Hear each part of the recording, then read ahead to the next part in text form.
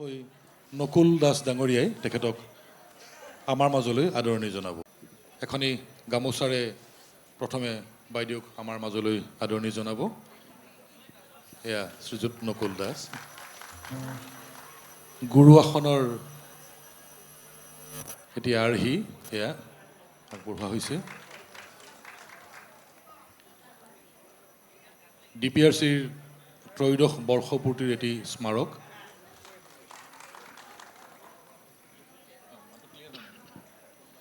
এটি ফুলৰ পুলি পানী দিলে বাঢ়িব আৰু শেষত এটি উপহাৰ।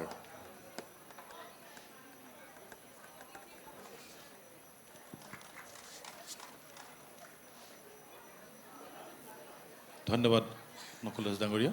বাইদেউ আসন গ্ৰহণ কৰোঁ। এতিয়া প্ৰথম কথাটো হ'ল যে গধূলি 6:30 বজাৰ পৰা দিগন্ত দাসে মোক মাইক্ৰফোনত কথা কৈ ৰাখিছে। কথা কৈ কৈ আপুনি জানিব, কথা কৈ কৈ ভইচ কৰ্ডডালত এটা প্ৰেছাৰ পৰে, মাত নোলোৱা হয় এনেকুৱা। দ্বিতীয় কথাটো হ'ল যে মোক দিগন্ত দাসে কালিও সুধিছে, আজিও সুধিছে যে তুমি মঞ্জুস্না বাইদেউৰ লগত কি কথা পাতিবা, পাতিছেনে নাই আগতীয়াকৈ? আমিতো একো নাই পতা, একদম নাই পতা। মই এই কথাটো নিজে বিশ্বাস কৰোঁ যে ৰিহাৰ্চেল কৰি লোৱা বহু বস্তু সময়ত পাৰফেক্টলি নোলায়। সেইটো একদম সঁচা। এনেকুৱা নহয় যে ৰিহাৰ্চেল নকৰিলেই পাৰফেক্ট হৈ যাব, কিন্তু এই মানুহগৰাকীৰ সৈতে মোৰ সম্পৰ্কটো এনেকুৱা যে ইমান লগ পাই নাথাকোঁ, ফোনত মাজে মাজে কেতিয়াবা কথা হয়। এই যে কথা পাতোঁ, কথা পতাৰ মাজতেই মঞ্জুস্না মহন্ত গোস্বামী মানুহগৰাকীক ক'ৰবাত বেছি ওচৰৰ পৰা পোৱা যেন লাগে কথা বতৰা। ৰেডিঅ'টো এটা সাক্ষাৎকাৰ লৈছিলোঁ আকাশবাণী গুৱাহাটীত, তেতিয়াও সেই 1 ঘণ্টাৰ কথোপকথনত বেছ কিছু কথা গম পোৱা গৈছিল। কেৱল এই চকীখনত বহি, এইখনক বোধ কৰোঁ হট ছিট বুলি ক'ব, এই কোন বনেগা কৰ'ৰপতি বহিলে, এই চকীখনত বহি এটা সমস্যাই হৈছে, আৰু সেইটো আপোনালোকৰ যিকোনো এজন যদি এইখন চকীত বহে হ'ব, সেইটো হ'ল কথাৰে এই মানুহগৰাকী ইমান চহকী, জ্ঞানেৰেতো চহকী। আপোনালোকে জানেই যে সন্দিকৈ ছোৱালী মহাবিদ্যালয়ত তেখেত অসমীয়া বিভাগৰ এগৰাকী সহযোগী অধ্যাপক, প্ৰফেচৰ বুলি কওঁ আমি। কলেজত পঢ়োৱা মানুহ এগৰাকীয়ে এই গোটেই বিদ্যায়তনিক কথাবোৰ জানে, যিখন ঘৰত জন্ম হৈছে, লালিত পালিত হৈছে, যলৈ বিয়া হৈছে, যাৰ লগত একেলগে আছে, এই গোটেই পৰিৱেশটোৱে তেখেতক ইমান সমৃদ্ধ আৰু ভাৰী কৰি ৰাখিছে যে কথা পাতিবলৈকে এক প্ৰকাৰৰ সমস্যা হয়। গতিকে আচলতে মইহে নাৰ্ভাছ ফিল কৰাৰ দৰে হৈছে।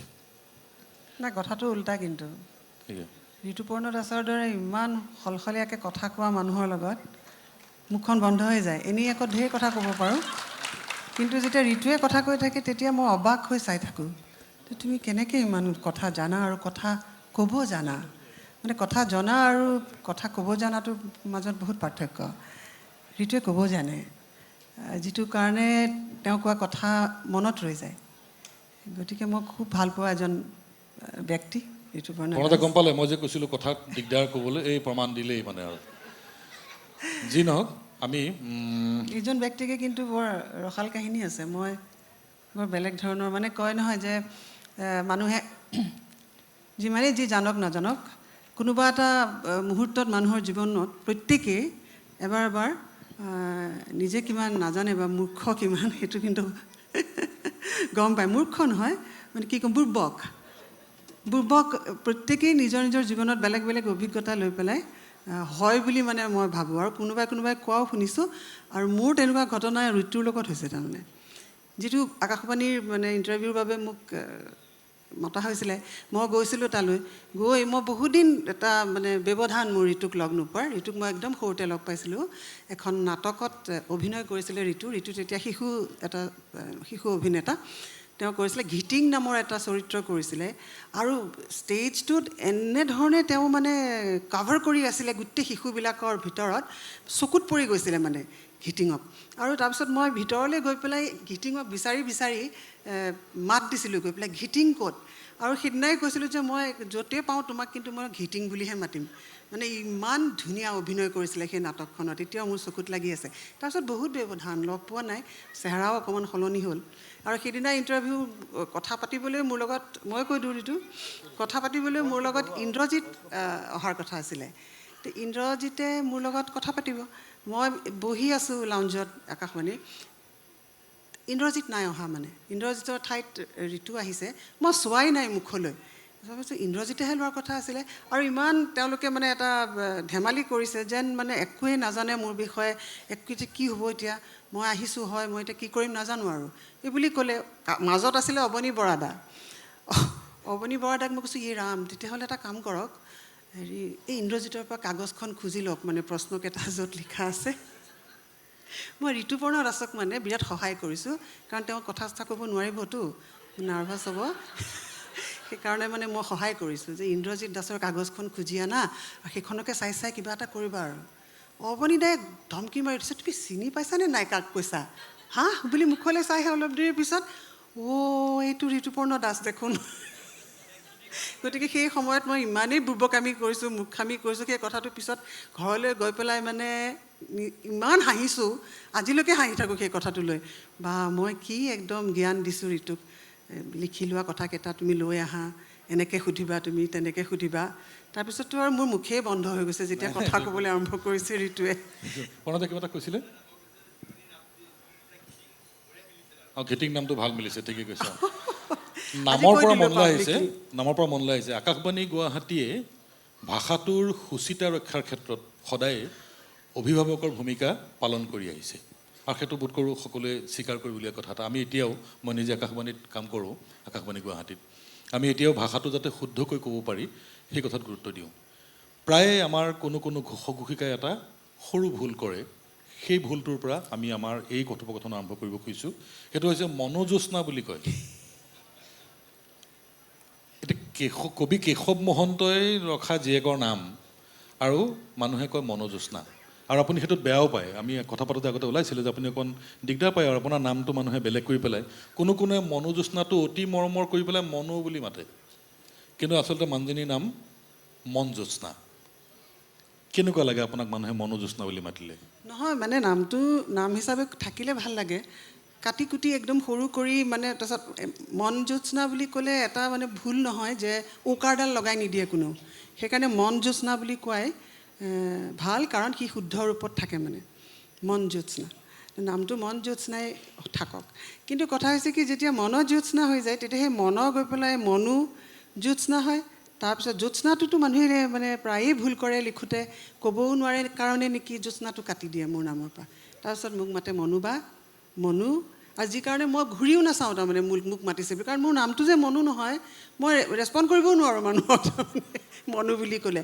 খং উঠে, সেইকাৰণে খং খুব কৰিলোঁ এদিন আকাশবাণীত গৈ, মোৰ নামটো মনো নহয় দেই, মনো নহয়।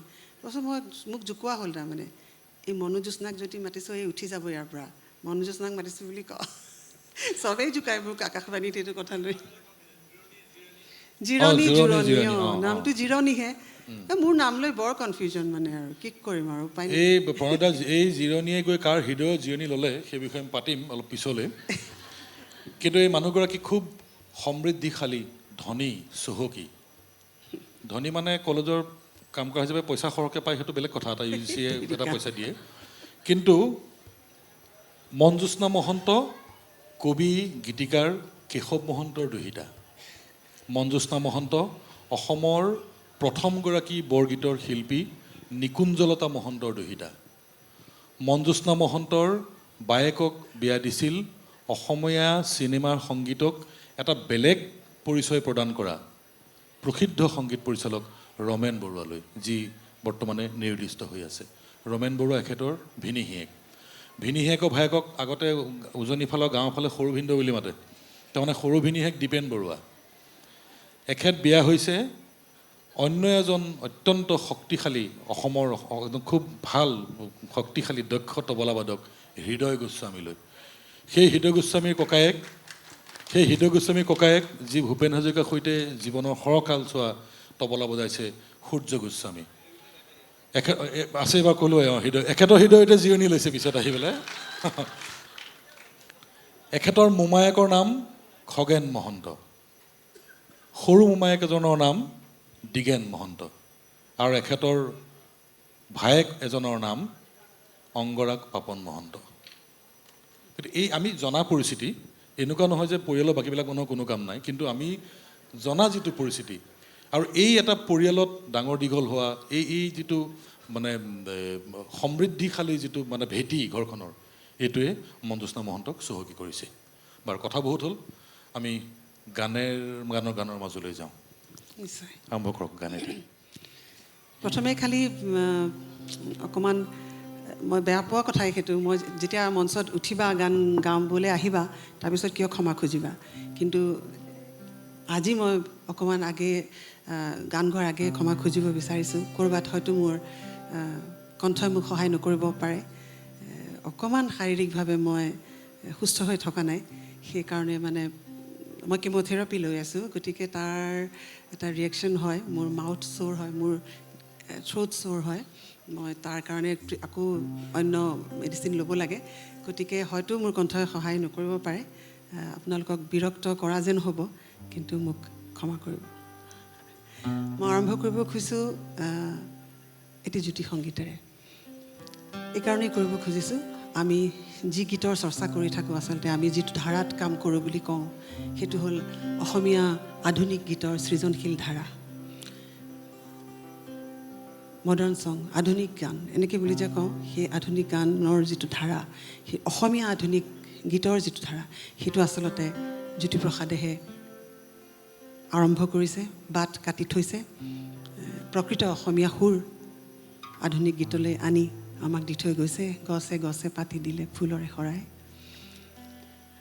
ঠিক তেনেকুৱাকৈ আৰু জ্যোতি সংগীত মই জ্যোতিপ্ৰপাত নামৰ এটা সংকলনত বাণীবদ্ধ কৰিছিলোঁ, সেই গীতটো গাব বিচাৰিছোঁ।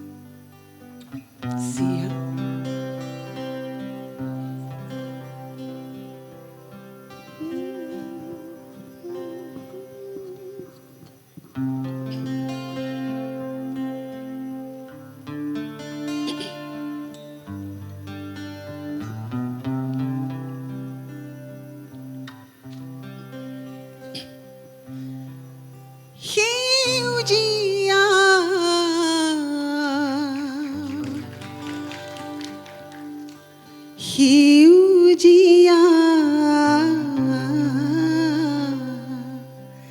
লানি কৈ ৰুলে ঐ গছৰ শাৰী, সেউজী গছতে সোণৰ গুটি, লানি কৈ ৰুলে ঐ গছৰ শাৰী, সেউজী গছতে সোণৰ গুটি, সেউজী গছতে সোণৰ গুটি লাগে, হীৰা ফুলে মাৰে পোহৰ ছাতি, সেউজী গছতে সোণৰ গুটি।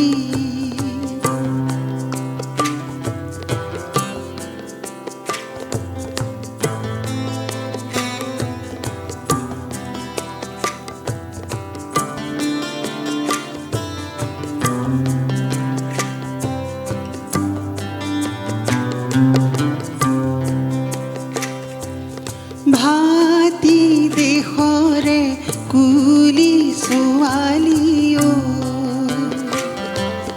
টুকুৰিত ভৰাবি কোমল পাতে, ভাগৰি জিৰাবি শিৰিষৰ ছাতে, আঙুলি বুলাবি পাতে পাতে, খৰকৈ বুলাবি লাখো লাখ টকাৰে মোকে নাতে, খৰকৈ আঙুলি পাতে পাতে, লাখো লাখ টকাৰে মোকে নাতে, খৰকৈ আঙুলি পাতে পাতে, চাহৰে বাগিচা নহয় মোৰ দেউতা, ৰূপৰে বাগিচা আছে ফুলি, সেউজী গছতে সোণৰ গুটি, সেউজীয়া সেউজীয়া।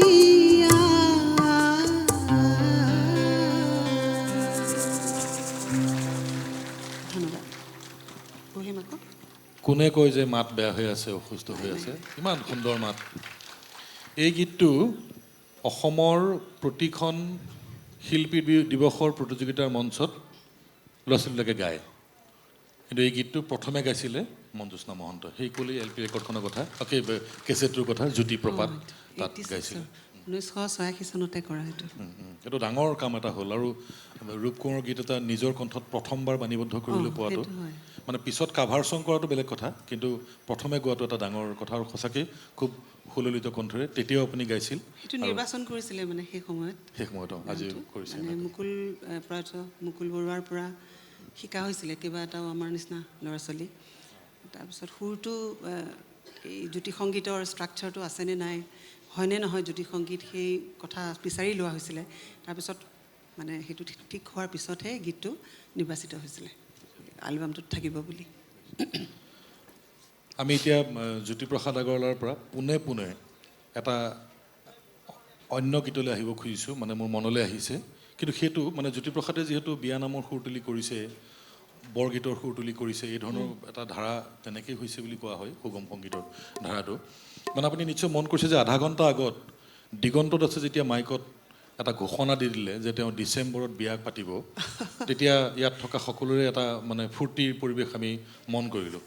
তেতিয়াৰ পৰা দিগন্তৰ ডাঙৰ ককায়েক প্ৰবীণ দা বহি আছে। প্ৰবীণ দাৰ মুখখন চিন্তাক্লিষ্ট হৈ আছে, পইচা পাতি খৰচৰ কথা আছে, গহনা গাঁঠৰি অৰ্ডাৰ কৰিব লাগিব নহয় দাদা, মুগাৰ পাটৰ এইবিলাক কিনিব লাগিব এতিয়া। এই মঞ্জুস্না বাইদেউ এটি গীত গাইছিল আপুনি বিয়াৰ ৰভাতলিৰ এটা পৰিৱেশক লৈ।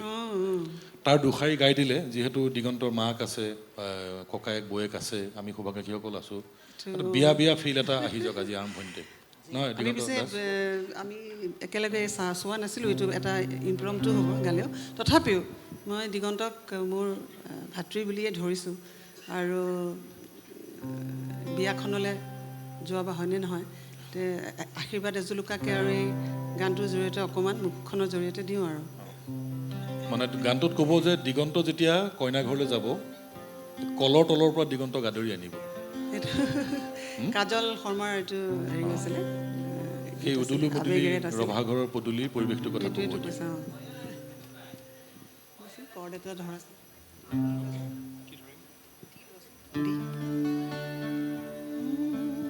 অকণমান গাই দিছোঁ। মোৰ শুভেচ্ছা, মোৰ আশীৰ্বাদ সকলো থাকিলে। ন কইনা কোন হ'ব এতিয়ালৈকে গম পোৱা নাই, সেইটো ডিছক্ল'জ হোৱা নাই। তেওঁলৈকো মই আশীৰ্বাদ শুভেচ্ছা দিছোঁ।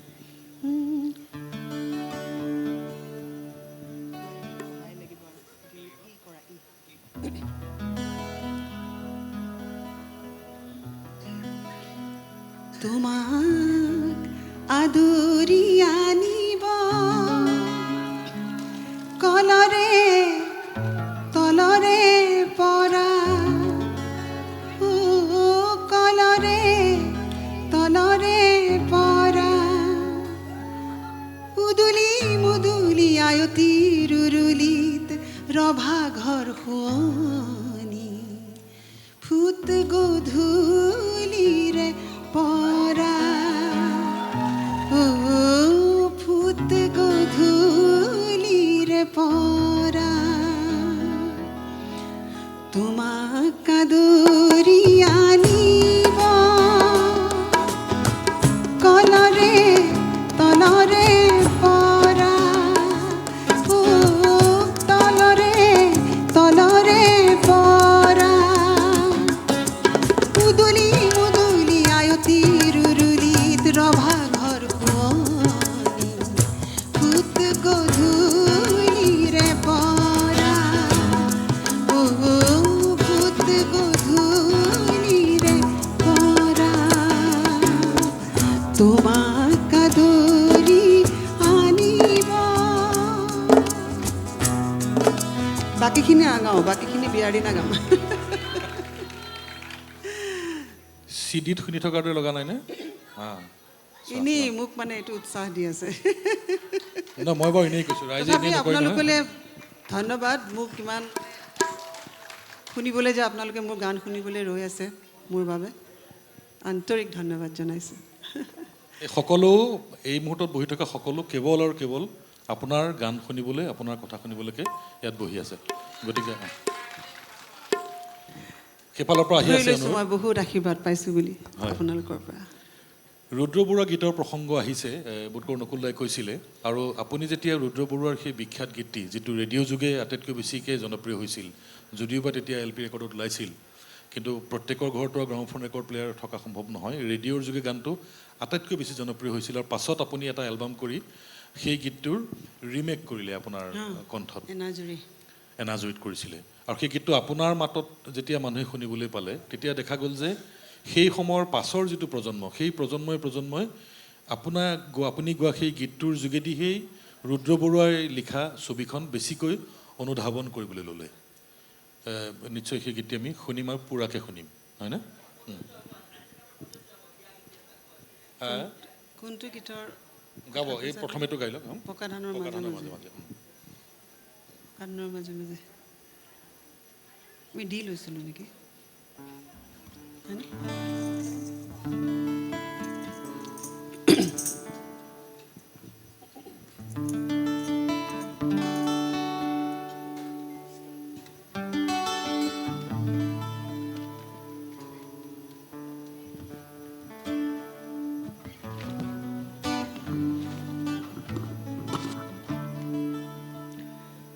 আজি মানে আৰু বেলেগ বেলেগ গানৰ কথা মনলৈ আহিছে।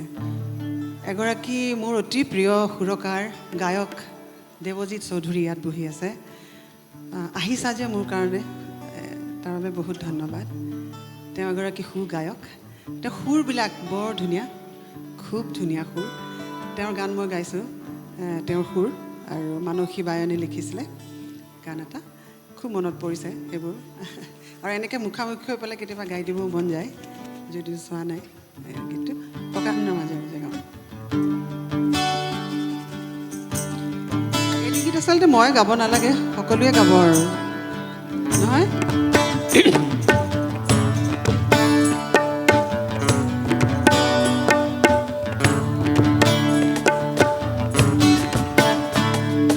পকা ধানৰ মাজে মাজে সৰু সৰু আলি, সৰু সৰু আলি।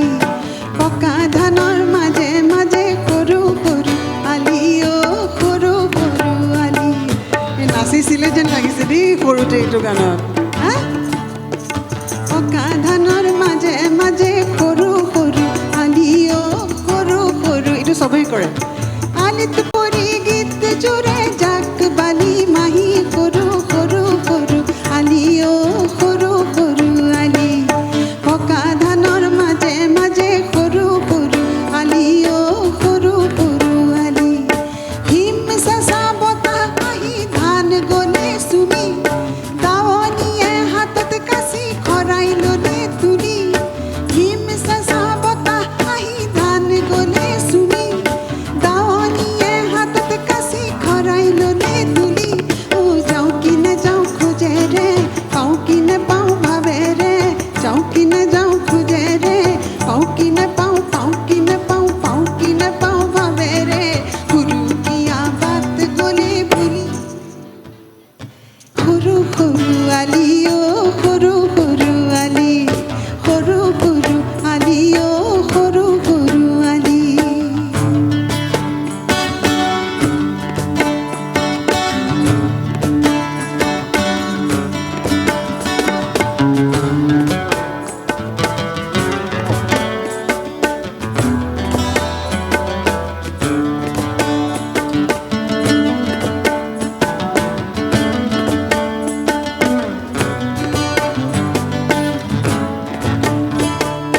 পকা ধানে হালি জালি, দাৱনী কয় আহা বুলি। দাৱনীয়ে সেৱা জনাই ধানৰ গোচত মাৰে মুঠি। পকা ধানে হালি জালি, দাৱনী কয় আহা বুলি। দাৱনীয়ে সেৱা জনাই ধানৰ গোচত মাৰে মুঠি। সোণ গুটিৰ ভৰত হাতৰ ধৰে হীৰা মুৰি, জাক দাৱনীৰ জিৰণি গীতে পথাৰ ধৰে জুৰি। সৰু সৰু চৰাইবোৰে লাজত পলাই উৰা মাৰে, ধান ফালি ফালি সৰু সৰু সৰু আলি, সৰু সৰু আলি। পকা ধানৰ মাজে মাজে সৰু সৰু আলি, সৰু সৰু আলি, সৰু সৰু আলি, সৰু সৰু আলি।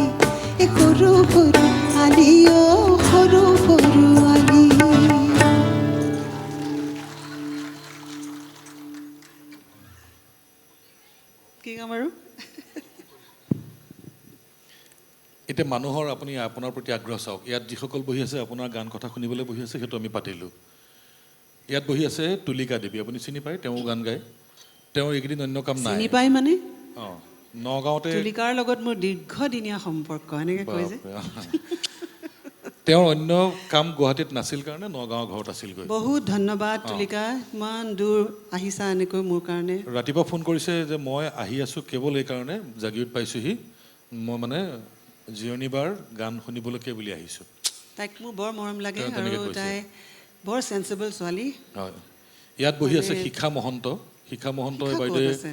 আছে সেইফালে এয়া, এজনী বৰ মৰমৰ ভনী মোৰ আচলতে ইয়াত মানে চব মোৰ ঘৰখনেই আছে বুলি মই ক'ব তেওঁ ৰাতিপুৱাই ক'লে যে এটি গীত আছে এইখিনিতে নামঘৰ এইখিনিতে গীত যায় সকলো ধৰ্ম একেকে কৈছে সেই গীতটি গোৱাৰ কথা তেওঁ ক'লে সেইটো আমি পাছত আমি আহিম অলপ আগতে মই গম পালোঁ যে বেংগলোৰত পঢ়ি আছে থুৰীয়া শইকীয়া নীলা শইকীয়াৰ ছোৱালী ৰাবুল শইকীয়া আৰু নীলা শইকীয়াৰ ছোৱালী নাম নীলা মেৰুণ কিমান কালাৰ কাপোৰ পিন্ধি প্ৰতিভাৱান আহিছে মানুহ এইবিলাক নাম প্ৰতিভাশালী অভিনেত্ৰী তেওঁ মানে জীয়েকে আপোনাক চাব খুজিছে ভিডিঅ' কল লগাই পেলাই আপুনি পকাধানৰ মাজে মাজে গাওঁতে তেওঁ দেখুৱাইছে এয়া হ'ল মানুহৰ আগ্ৰহ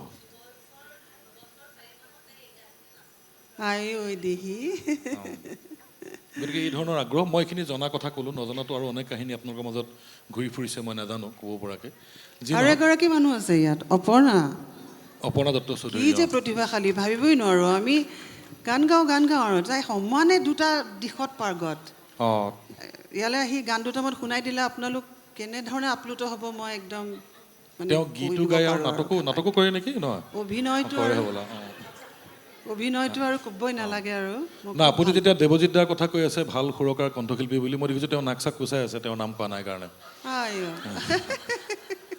এতিয়া আজিৰ তাৰিখত পাভযোৰা ইহঁত সেইকাৰণে।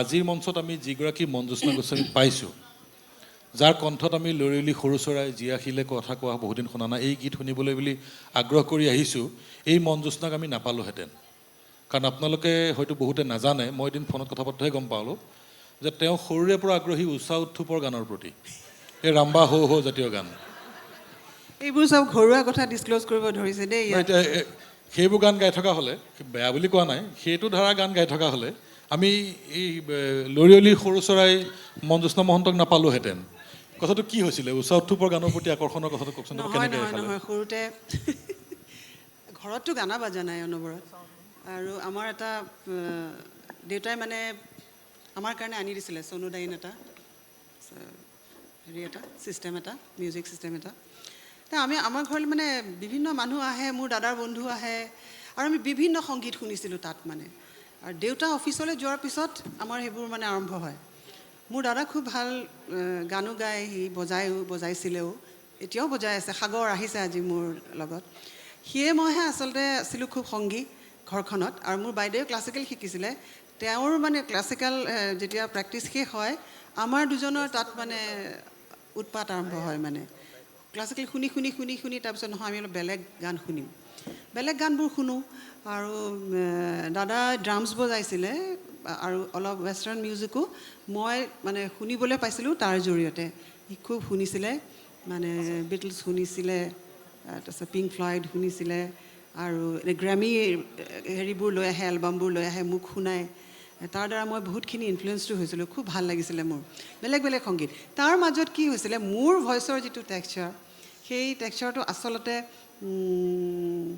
কি ক'ম মানে মোটা মানে মোৰ সকলো হেৰিৰ কাৰণে নহয় এনেকুৱা ধৰণৰ এটা ভাৱ আছিলে সৰুতে তেতিয়া উষা উত্থুপৰ যেতিয়া গানবোৰ শুনো মই ক'ব নোৱাৰাকৈ খুব মানে হেৰি হৈ যাওঁ ভাল লাগে মোৰ খুব মানে আৰু মোৰ লগত মানে মোৰ ৰেঞ্জটো মানে একেই পাওঁ মানে গাবলৈ গানবোৰ খুব ভাল লাগে তাৰপিছততো তেওঁৰ এটা গীত আৰু শুনি আছোঁ এনেকৈ এলবাম এটা ওলাইছিলে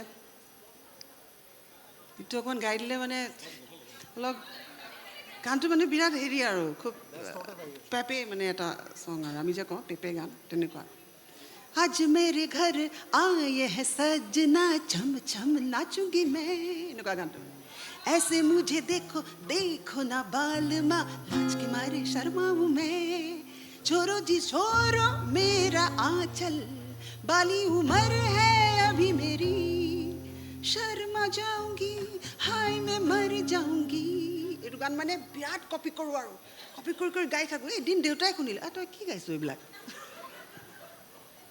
এইবোৰ কি গান গাইছ? মোৰ ঘৰত এনেকুৱা গান মানে দেউতাই ভবাই নাই আৰু তেনেকুৱা লিৰিক্সৰ তেনেকুৱা কিবা এটা গান গাম মই। কিয় এইটো বেয়া গান নেকি? ন তই ক'ত পালি? তাৰপিছত কেছেটটো মানে আনি দিলোঁ এইটো। দেউতাই যে সেইটো কেছেট এনেকৈ লুকুৱাই দিলে আৰু ক'লে যে তই এনেকুৱা ধৰণৰ গান গালে নহ'ব বুলি কৈ মানে যিটো পথ দেখুৱালে সেইটো আৰু এতিয়া এই মই যিটো কৰি আছোঁ সেইটোৱেই। মোক এটা লৈ আনিলে ৰুচিশীল হেৰিলৈ বা অসমীয়া গীত মাতৰ ধাৰা কি এইবোৰ কথালৈ লৈ আনিলে। কিন্তু এতিয়া মোৰ একেবাৰে সৰু বয়স, এইবোৰ পাই যাওঁ বজাৰত শুনি যাওঁ, কিন্তু খুব গাইছিলোঁ। আৰু চাগে মই এখন ঘৰত জন্ম নোহোৱাহেঁতেন মই সেই জন্মটোতে চাগে গুচি গ'লোহেঁতেন। সেই ধৰণৰ গীতেই গালোহেঁতেন, কাৰণে মোৰ মানে কাৰণে আটাইতকৈ কমফৰ্টেবল মানে সেইটো এটা ধাৰা আছিলে। এইটো এটা কথা আমি গম পালোঁ যে উষা উত্থুপ কেনেকৈ মনজ্যোৎস্না মহন্ত হ'ল। মোৰ প্ৰিয় খুব, এতিয়াও মোৰ খুব প্ৰিয় উষা উত্থুপ। মই মানে তেওঁৰ গীত আহিলেই মই মানে শুনিমেই, খুব ভাল পাওঁ মই উষা উত্থুপৰ ভইচটো। আমি এইখিনিতে কৌশিক বৰা আৰু জিমুত বাহন দাসক মঞ্চৰ নেপথ্যত বিচাৰিছোঁ। আৰু ওপৰৰ ফালৰ পৰা অলপ হুলস্থুল হৈ আছে, অকণমান কথা কমকৈ পাতিব লাগিব দেই, নাপাতিলে বেছি ভাল। নাপাতিলে বেছি ভাল। জিমুত বাহন দাস আৰু কৌশিক বৰা মঞ্চৰ নেপথ্যলৈ আহক। আমি এইখিনিতে আপোনাৰ সৈতে যিসকল শিল্পী আহিছে বাদ্য বজাবলৈ, আমি তেখেতসকলক DPRC ফালৰ পৰা সম্ভাষণ জনাব খুজিছোঁ।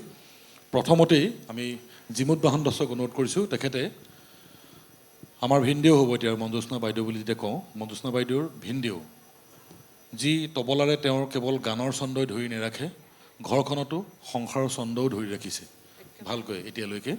তেখেত শ্ৰীযুত হৃদয় গোস্বামী, তেখেতক আমি DPRC ফালৰ পৰা আমি আমাৰ সম্ভাষণ জনাব খুজিছোঁ। আহালৈ আহা।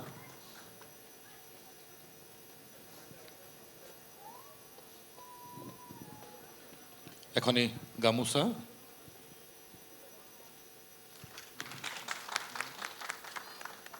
আৰু এটি সৰু উপহাৰ।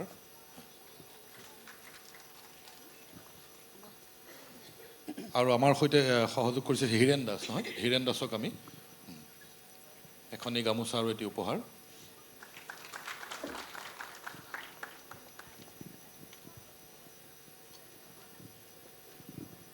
কৌশিক বৰা আছেনে?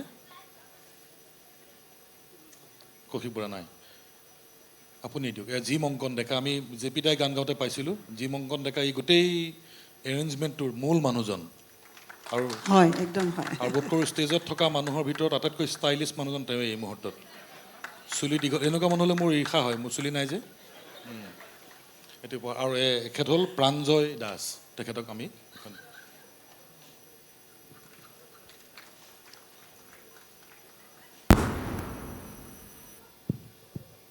ধন্যবাদ।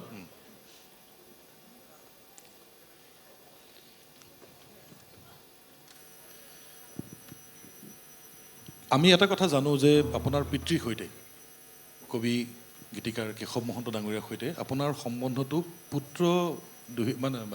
পিতৃদুহিতাতকৈও বন্ধুৰ দৰে বেছি। বন্ধু আছিল, দেউতা বন্ধু আছিল। আমি ইয়াৰ আগতে যিমানবাৰ কথা পাতিছোঁ বোধ কৰোঁ কেশৱ মহন্ত সত্তাটোক আঁতৰি আমি কথা এবাৰো পতা হোৱা নাই কেতিয়াও, সদায় আমাৰ আলোচনাত থাকেই। সেইবিলাক কথা আমি পাছলৈ পাতিম। এটি বিশেষ গীতলৈ আহিব খুজিছোঁ। মোৰ মনত আছে আপুনি কৈছিল কলেজৰ লাইব্ৰেৰীত নে এনেকুৱা হেৰিত আপুনি এটা ইংৰাজী কবিতা পালে, য'ত জলকুঁৱৰীৰ দৰে লগা এজনী ছোৱালী পাৰত আহি চুলি মেলি বহে, এচটা শিলত বহে, পানীৰ পৰা উঠি আহে, তাইক বাকীবিলাক মতা মানুহে ডিষ্টাৰ্ব কৰিব খোজে, তাই আত্মগোপন কৰে, লুকাই দিয়ে, এই ধৰণৰ এটা এখনি মানে মই সঠিকে ক'ব পৰা নাই চিত্ৰকল্প। মালিতা এটা মানে এটা বেলাড এটা, সেই কাহিনীটো কওকচোন। হাইনৰিখ হাইনে, তেওঁৰ এটা জাৰ্মান কবি, তেওঁৰ এটা কবিতা মানে বেলাড কি সেই সম্পৰ্কে পঢ়ি থাকোঁতে পাইছিলোঁ। কিন্তু কাহিনীটো যেতিয়া তাত বৰ্ণিত হৈ আছিলে তেতিয়া মোৰ নাজানো মোৰ মনত এখন ছবি মানে সেই কাহিনীটো বৰ সুন্দৰ। কাহিনী গীতবিলাক যাক আমি কাহিনী গীত বুলি কওঁ, মালিতা বুলি কওঁ, সেই মালিতাটো বৰ্ণনা মানে যিটো আছে তাত মানে এগৰাকী সোণালী, চুলিখিনি সোণালী তেওঁৰ ছোৱালীজনী, দীপলি বৰ ধুনীয়া ছোৱালীজনী, অকলশৰীয়া ছোৱালীজনী, তেওঁ নদীৰ পাৰত বহি থাকে আৰু নাৱৰীয়াবোৰ গৈ থাকে, নাৱৰীয়াবিলাকে তেওঁৰ ৰূপত মুগ্ধ হৈ ওচৰ চাপিব খোজে, কিন্তু নদীখন ইমান দেও লগা তাৰ পানী যে পানীয়ে কি কৰে নাৱৰীয়াক পাৰলৈ আহিবলৈ নিদিয়ে, ঠেলি আকৌ নদীৰ মাজলৈ পঠিয়াই দিয়ে। ছোৱালীজনীক আহি কোনেও মানে স্পৰ্শ কৰিব নোৱাৰে, আৰু ছোৱালীজনী সদায় নদীৰ পাৰতে এনেকৈ বহি থাকে আৰু গুণগুণাই গান গাই থাকে। এই গোটেই কথাখিনি যদিও কৈ থাকিছিলোঁ সেই কলেজত, সেই সময়খিনিত মনে মনে ভাবি আছিলোঁ মই ইয়াৰ পৰা বাহিৰেই দেউতাৰ ওচৰলৈ যাম। এনেও মোৰ কলেজৰ পৰা বাহিৰে দেউতাৰ ওচৰলৈ যোৱাৰ এটা অভ্যাসেই আছিলে। তাত সোমাইহে কথা বতৰা পাতিহে তাৰপিছত যাওঁ। দেউতাও ৰৈ থাকে মোৰ কাৰণে। আহি পেলাই কৈছিলোঁ, দেউতা এটা এনেকুৱা গান হ'ব পাৰে নেকি? মোৰ ইমান ভাল লাগিছে আজি। কৈছে এইটোতো মালিতা এটা, বেলাড এটা। মই কৈছোঁ অঁ বেলাড এটা, তথাপিও তেনেকুৱা এটা গান এটা কৰিব লাগে আমাৰ। হ'ব দেচোন, মই কিবা এটা কৰিম এই বুলি কৈ কেইদিনমান পিছত আকৌ এটা গান লিখি পকেটত লৈ পেলাই মোৰ ঘৰ ওলাইছেগৈ। তাৰপিছত তই যে কৈছিলি সেই এনেকৈ ছোৱালীজনীৰ সেই গানটো মই লৈ আনিছোঁ, আৰু তোৰ কাৰণে আনিছোঁ এইটো। তাৰপিছত কি বোলে, আন যোৱা বাটে নোযোৱা ছোৱালীজনী পোৱা নে চিনি, সেই গীতটো মোক দিছিলে। কিন্তু ইতিমধ্যে আহিছিলে পবিত্ৰ মাৰ্ঘাৰিটা। তেতিয়া জুবিনৰ লগত একেলগে তেওঁলোকৰ হেৰি আছিলে, এছ'চিয়েশ্যন আছিলে। তেওঁ আহি পেলাই দেউতাক কৈছিলে যে জুবিনৰ কাৰণে গান লাগে এটা, জুবিন গাৰ্গে গাব, আপোনাৰ গীত লিখা এটা লাগে। কিন্তু দেউতাৰ সেইখিনি সময়ত অকণমান গা চাও ভাল নাছিলে নে কিবা। দেউতা মানে কৈছিল যে মোৰ এতিয়া গান নাই তেনেকৈ, আৰু মই নতুন গান লিখা নাই একো, এইবুলি কৈছিলে। আৰু তেওঁ মানে হেৰি কৰিলে, ৰিফিউজ কৰিলে আৰু যে মই নোৱাৰিম দিবলৈ। এটা সময় দি দিছিলে যে এইখিনি সময়ৰ ভিতৰতে গানটো লাগে। দেউতাই ক'লে যে মই নোৱাৰিম দিবলৈ ইমান সোনকালে, মোৰ গান নাই এতিয়া, নতুন গান। পঠিয়াই দিলে। বোলে নহয় ছাৰ, আপোনাৰ গান তথাপিও আপুনি অলপ ভাবকচোন, আমি আকৌ এবাৰ আহিম। এই গোটেই কাহিনীটো মোক ক'লে দেউতাই। তো বোলো কেলৈ কৰিলা? মই জুবিন গাৰ্গে গাবলৈ বুলি কওঁতে মই মানে একদম উৎসাহিত হৈ উঠিছোঁ। মানে বোলো জুবিন গাৰ্গৰ কণ্ঠত তোমাৰ কথা কিমান ভাল লাগিব গালে, আৰু বেলেগ হ'ব তোমাৰ গান তেতিয়া। মোৰ গান ক'ত? গান নাই নহয়। তাৰপিছত মই বোলো দেউতা মোক দি থৈছিলা নহয় তুমি, আন যোৱা বাটে, তই বেয়া নাপাবি জানো সেইটো গান দি দিলে? সেইটো তোৰ কাৰণেহে লিখিছিলোঁ। বোলে আন যোৱা বাটে নোযোৱা ছোৱালীজনী বুলি তোৰ কথাহে ভাবি মই লিখিছিলোঁ। তাৰপিছত মই বোলো একো নহয়, আন যোৱা বাটে নোযোৱা ছোৱালীজনী মানে জুবিনৰ কণ্ঠটো গালেই মোৰ কাৰণেই গোৱা হ'ব, দি দিয়া। বোলে দিম জানো? বোলে দি দিয়া। জোৰ কৰিলোঁ। দেউতাই পিছৰবাৰ ফোন কৰোঁতে পবিত্ৰক মাতি পঠিয়ালে আৰু গানটো দিলে। আৰু গানটো এটা অসমৰ যুগমীয়া এটা আধুনিক গান হ'ল। জুবিনে কি অপূৰ্ব সুৰ কৰিলে, কি সুন্দৰ গালে, সেইটো ভাবিলে খুব ভাল লাগে মোৰ এতিয়াও। হয়, যিটো গান মঞ্জুস্না মহন্ত গোস্বামীয়ে নিজৰ কণ্ঠত বাণীবদ্ধ কৰিবলৈ নাপালে, আমি শুনিবলৈ নাপাম বুলিতো আমাৰ অধিকাৰত নথকা কথা নাই। য়েছ, আমি শুনিবলৈ পাম, সেইটো আমাৰ অধিকাৰত থকা কথা। আহক আমি এবাৰ আন যোৱা বাটে নোযোৱা ছোৱালীজনী গানটো শুনো।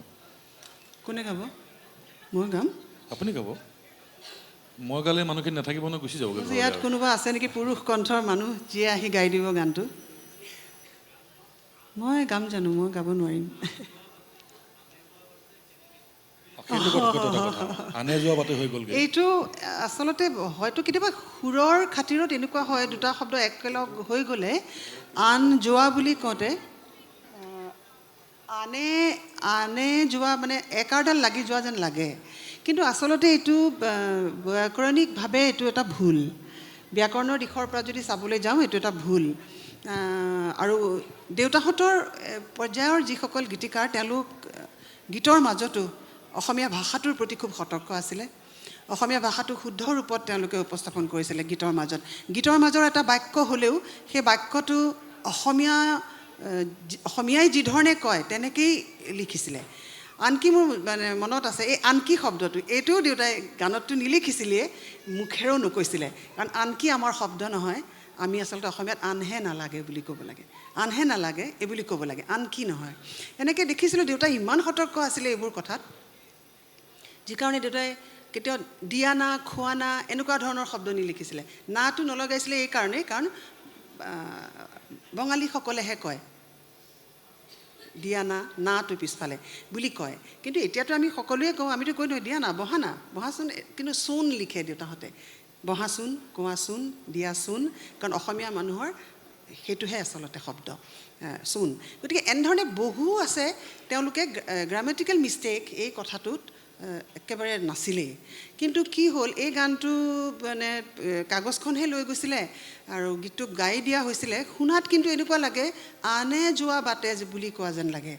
আনে নাযায়। আমি নকওঁ যে ঋতুপৰ্ণই গ'ল এনে বুলি নকওঁ, নহয়নে? যে ঋতুপৰ্ণই কামটো কৰিলে, এইটো শুদ্ধ। ঋতুপৰ্ণই গ'ল, ঋতুপৰ্ণ গ'ল, আন গ'ল, আনে নাযায়। আনে কৰিব কাম, কিন্তু আনে নাযায়। যোৱাটোত তাত সেই হেৰিটো বিভক্তিটো নালাগে, একাৰডাল নালাগে। গতিকে সেই কথাটো মানে যদি দেউতা জীয়াই থাকিলেহেঁতেন, দেউতা দুখ পালেহেঁতেন। আৰু সেইকাৰণেই নুশুনিলে। যেতিয়া ৰিলিজ হ'ল গানটো, তেতিয়া দেউতা ঢুকাল। মানে খুব দেৰিকৈ ৰিলিজ হৈছিলে। বৰষুণ নামৰ এটা তেওঁৰ সংকলন আছিলে জুবিন গাৰ্গৰ, সেই সংকলনটোত গাইছিলে।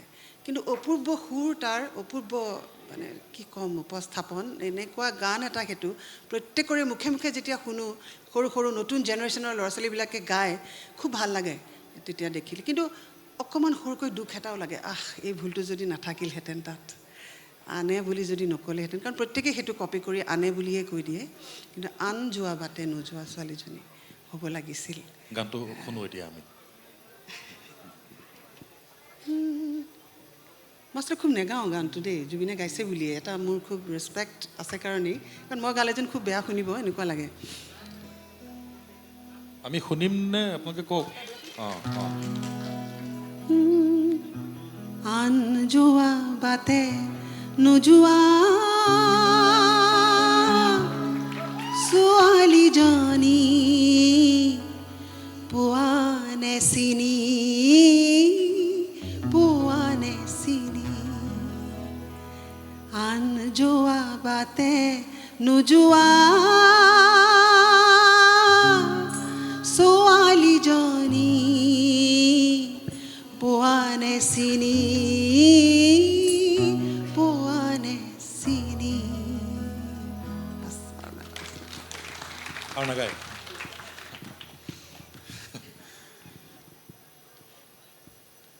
কবি কেশৱ মহন্তই গীতিকাৰ হিচাপে অসংখ্য গীত অসমীয়া আধুনিক গীতৰ ক্ষেত্ৰখনলৈ আৰু অসমীয়া চিনেমা গীতৰ ক্ষেত্ৰখনলৈ দিছে। আনকি অৰণ্য চিনেমাখন কৰাৰ বেলিকাও সেইটো কথা আপুনি মোক কৈছিল যে তাৰ পৰা সুৰহে পঠিয়াই দিছিলে। ইয়াত তেখেতে সুৰ শুনি শুনি লিখিছিল, আৰু তেতিয়ালৈকে সুৰ নহয়, মানে অৰ্থহীন কিছুমান শব্দ লিখি ছন্দটো বুজাই দিছিলে। মানে কি ছন্দত কিমানখিনি চিলাবল লাগিব। মানে গানৰ কথাৰ মাজত মানে কবিতা আৰু গানৰ মাজত পাৰ্থক্য এইটোৱে যে এটা মিটাৰ মেইনটেইন কৰি পেলাই গান লিখিব লাগে। তাত মিটাৰ ছন্দ থাকে, ছন্দটোৰ লগত মিলাই লিখিব লাগে। গতিকে ছন্দটো কি হ'ব জানিব লাগিব গীতিকাৰজনে, আৰু কিমান শব্দ লাগিব তাত, শব্দৰ মানে জোখ থাকে তাত, ইমানখিনি শব্দ বহিব। সেই শব্দ বহুৱাবৰ কাৰণে তাৰ পৰা সুধীন দাসগুপ্ত আছিলে তেওঁ মিউজিক ডিৰেক্টৰজন। তেওঁৰ সুৰৰ হেৰিত ভাঙি ভাঙি বগাজ শব্দ কিছুমান, অৰ্থহীন কিছুমান শব্দ লিখি পেলাই গানৰ নিচিনা কৰি পঠিয়াই দিছিলে। আৰু এই নানা নিনি দাৰা দিৰি এনেকৈ ধৰণৰ কথা হেৰিৰে লিখি, শব্দৰে লিখি পঠিয়াই দিছিলে। আৰু ঠিক সেইখিনিকে চাই দেউতাই আৰু লগত পঠিয়াই দিছিলে এটা এটা ছবিখনৰ ছিকুৱেঞ্চ, কি ছিকুৱেঞ্চত মানে সেই গানটো থাকিব। এইটো প্ৰেমৰ গীত হ'ব নে কি হ'ব, বোলে এজন মদাহীৰ মুখৰ গীত হ'ব, এনেধৰণে লিখি পঠিয়াইছে। সেই তেনেধৰণে তেওঁ যেনে এই মদাহীৰ গীতটো লিখিছে, দিনৰ পোহৰ ৰংচঙীয়া। তাতে এটা ক'বলগীয়া কথা এনেকুৱা যে দেউতাই যদিও চিনেমাখনৰ খাতিৰত সেই মদাহীৰ মানে গীত এটা লিখিব লাগে, এজন নিচাসক্ত মানুহৰ গীত লিখিব লাগে, কিন্তু সেই গীতটোৰ মাজতো তেওঁৰ যিটো আদৰ্শ, তেওঁৰ আদৰ্শটো সদায় তেওঁ সামাজিকভাৱে দায়বদ্ধ এজন লেখক। গতিকে তেওঁৰ গীতটো তেওঁৰ মাধ্যমহে, তাৰ মাধ্যমেৰে তেওঁ মানুহক কিছু কথা ক'ব খোজে, সমাজখন সাধাৰণ মানুহক দেখুৱাই দিব বিচাৰে সমাজত কি চলি থাকে আচলতে। সেই কথাবোৰ মগজুত ৰাখিহে সেই লোকজনৰ মানে মুখত গীতটো দিছিলে খাপ খোৱাকৈ, যে দিনৰ পোহৰ ৰংচঙীয়া ভাল মানুহৰ সং, ৰাতি ৰান্ধাৰ গমগমীয়া চোৰ মাতালৰ সং। তাৰপিছত কৈছে যে ৰাতি ক'লা হাবি ক'লা, ক'লা গুম সাপ তাতকৈও ক'লা জাৰণিৰ মাজ নিশাৰ পাপ, মই মদাহী থাকো হাঁহি নাই মোৰ খং। তাত আৰু এটা লিখিছে যে চোৰাং বেহা কৰি দেহা নিমজ কৰে যি, ভাতি খা হাবিত ঘূৰে সি নাৰীক সীমা বুলি দিনত দুৱাই শিৰ অৰণ্যত ৰাতি সিয়ে বলাৎকাৰী বীৰ মুকলিত যি দেখা বাবু সব ভাওনাৰ চং চব ভাওনা এই কথাবোৰ তেনেকৈ তেওঁলোকৰ সময়ৰ গীতিকাৰখিনিৰ এইটোৱেই কথা আছিলে মানে কিন্তু নিলিখিছিলে কেতিয়াও ব্যক্তিগত কথাবিলাক ক'বই নোখোজিছিলে মানে ব্যক্তিগত গান লিখে কেতিয়াবা লিখি মোহাৰি পেলাই দিয়ে তেনেকুৱা কাহিনীও আছে মানে পিছত মামীয়ে গালেগৈ সেই গীতটো ৰেকৰ্ডিং হোৱাৰ পিছতে দেউতাই শুনিলে ক'লে যে এই গীতটো কোনে ক'ত পালে তেতিয়া আমাৰ ঘৰলৈ আহিছিলে অমিয়ধৰ বৰুৱা এতিয়াৰখিনিয়ে চিনি পাবলৈ অমিয়ধৰ বৰুৱাক মই অন্য এটা চিনাকি দিছোঁ জয় বৰুৱা এজন বিখ্যাত গায়ক আমাৰ জয় বৰুৱাৰ খুৰাওক তাৰমানে অমিয়ধৰ বৰুৱা তেওঁলোক আমাৰ ঘৰৰ একেবাৰে ঘৰুৱা মামা আমি বহুত পিছত গম পাইছিলোঁ যে আমাৰ ব্লাড ৰিলেশ্যন নহয় কিন্তু আমাৰ মামা বুলিয়েই জানিছিলোঁ লাটু মামা জিতু মামা এনেকৈ লাটু মামাই এই দেউতাই অফিচলৈ যাওঁতে পেলাই থৈ যোৱা সেই কাগজখন কিনো পেলাইলে বুলি ভিনদেউৱে আকৌ উঠাই চালে যে সেইটো এটা গীত কিন্তু ব্যক্তিগত কথা আছিলে তাত প্ৰেমৰে কোনোবা এটা মুহূৰ্তৰ ব্যক্তিগত কথা সেই গীতটো দেউতাই মানে বিচৰা নাছিলে যে মানুহৰ মাজলৈ যাওক এইটো গীত যি লিখিব তেওঁ সমাজখনৰ কাৰণে লিখিব মানুহৰ সহায় হোৱা কিবা কথা ক'ব মোৰ ব্যক্তিগত কথা কৈ কি লাভ মানুহৰ একো সহায় নহয় এনেকুৱা ধৰণে নকৰিছিলে কিন্তু পিছত গীত বৰ ধুনীয়া গীত কিন্তু গীতটো সবুজ চকুলো নাঢাকিবি মোৰ নয়নমণি মধু জামিনীয়ে আছে যে উষাৰ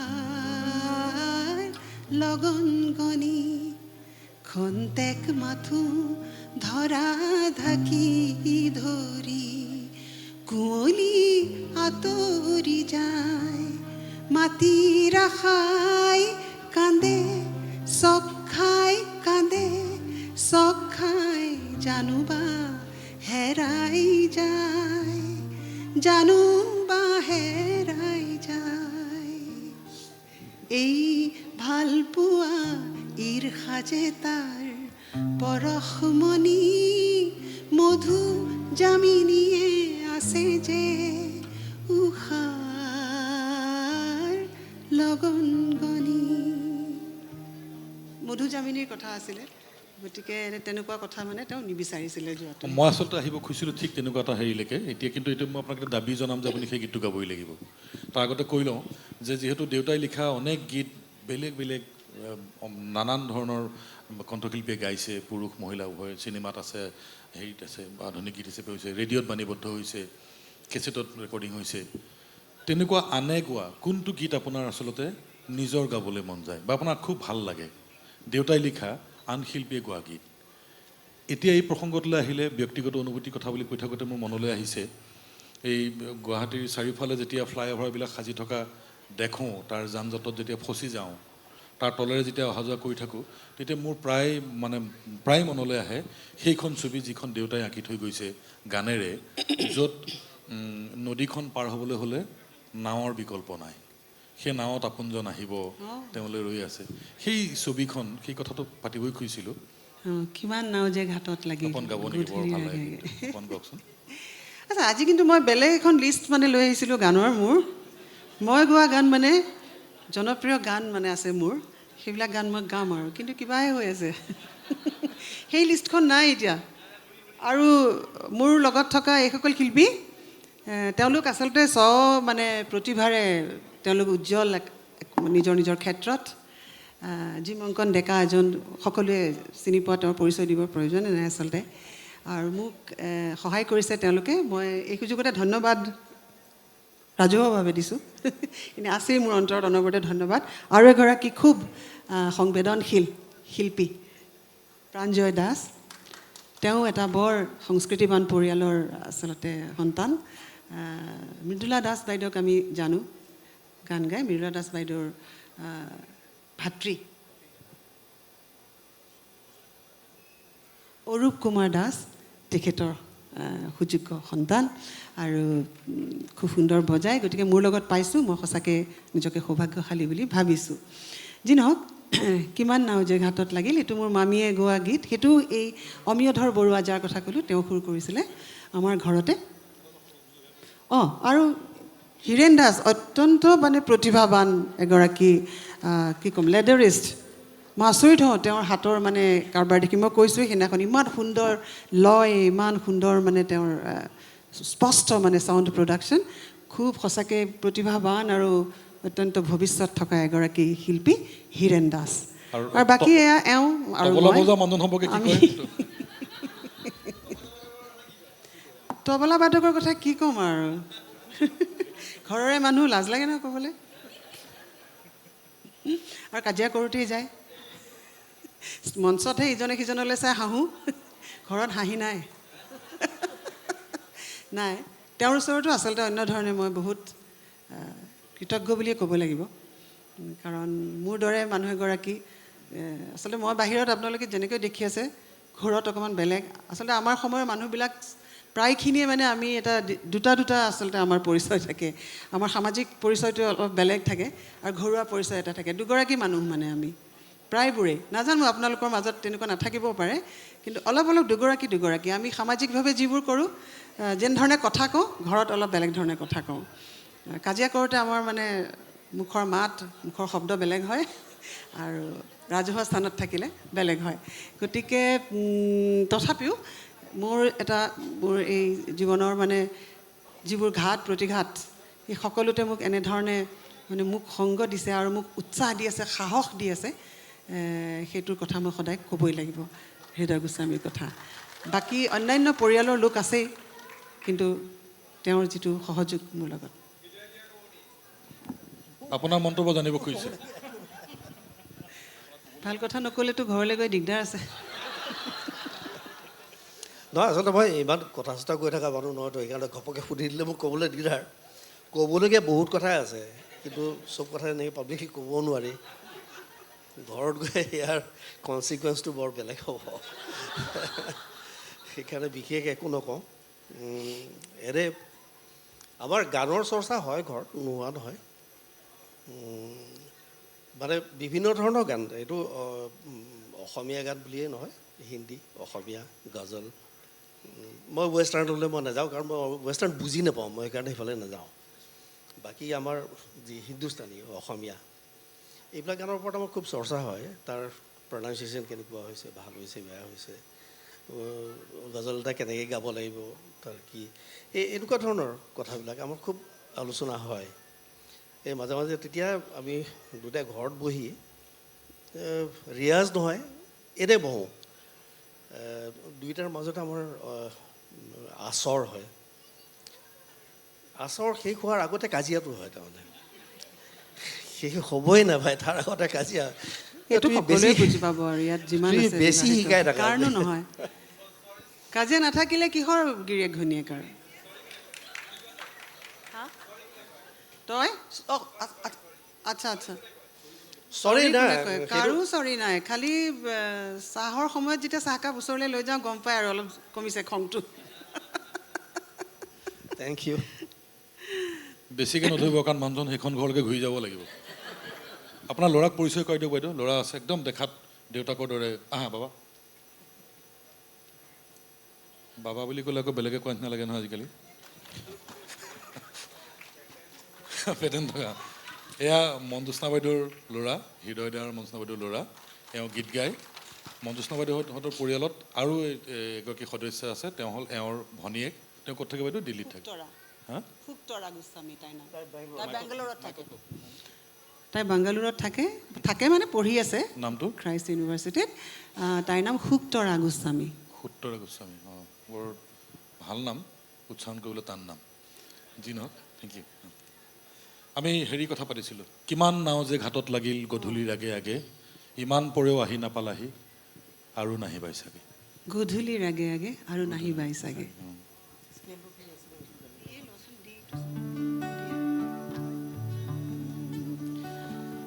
কিমান নাও যে ঘাটত লাগিল গধূলিৰ আগে আগে ইমান পৰেও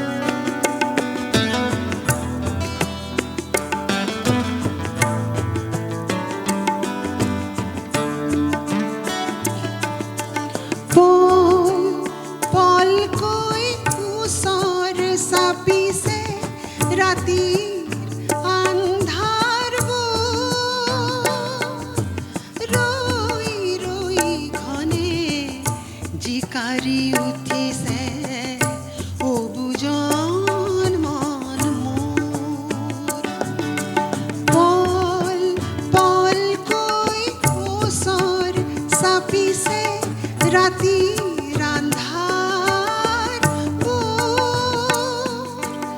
ৰৈ ৰৈ ঘনে জিকাৰি উঠিছে অবুজন মন জানো বা তোমাৰ আজি কিবা হয় জানো বা তোমাৰ আজি কিবা হয় মোৰো বা সপোন ভাগে গধূলিৰ আগে আগে কিমান নাও যে ঘাটত লাগি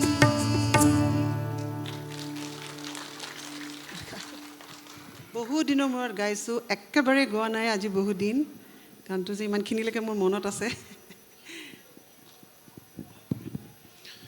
ৰেডিঅ'ত শুনি থকাৰ দৰে লাগিছিলে নহয় নীলা বাইদেউ একদম যেন অৰ্চনা মহন্তই গাই থকা গানটোৰ দৰেই এটা আমি ঢৌত গুচি গৈছিলোঁ আধাতে সামৰি দিলে আৰু খালি উপায় নাই এইটো আৰু পূৰা কৰিব বুলি ভাবিছিলোঁ নহয় মানে মাজে মাজে ভাবি আছোঁ সময় বহু হৈছে মানুহবোৰৰ এইখিনি সময়ত শুনিব আছে ৰাইজ বহিব আমি কথা পাতি লৈছোঁ সেই ধৰণেৰে আপোনালোকৰ ভোক লগা নাই জানো নাই ভোকৰ ব্যৱস্থাও কৰিছে ভোকৰ ভাতমুঠিৰ ব্যৱস্থা হৈছে ইতিমধ্যে দিগন্ত দাসে কৰিছে তবলা খুব সুন্দৰকৈ বাজিছে এই বাজি থাকোঁতে মোৰ আপোনাৰ লিষ্টৰ গান এটা কথা মনলৈ আহিছে বোধকৰো গানটো লিষ্টত থাকিবই এইটো নথকাকৈ আৰু মঞ্জুস্না মহন্তৰ ষ্টেজ প্ৰগ্ৰেম হ'বই নোৱাৰে সেইটো হ'ল বাৰিষাৰে বৰষুণ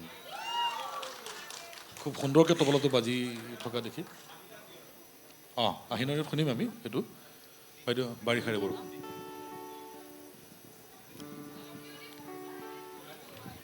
সকলো গাব এইটো শুনি লওঁ মাজে মাজে ভইচটো অলপ ক্ৰেক হৈ যায় চৰি ফৰ ডেট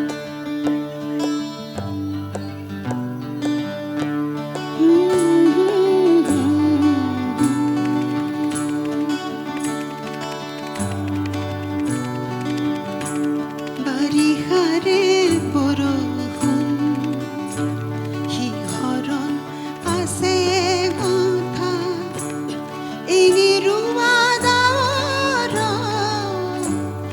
বিজুলী পোহৰ খেৰা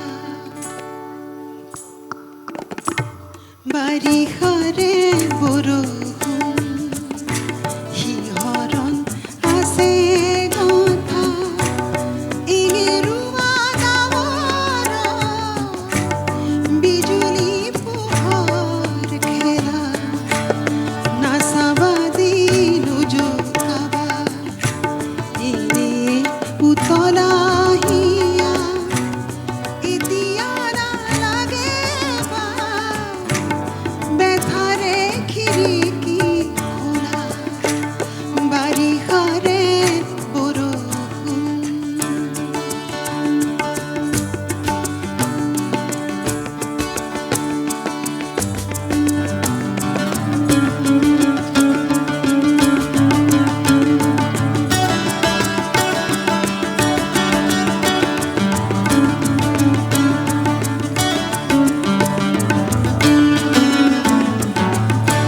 কিনো বেদনাৰে আকাশে কান্দিলে কাজল মেঘকে লৈ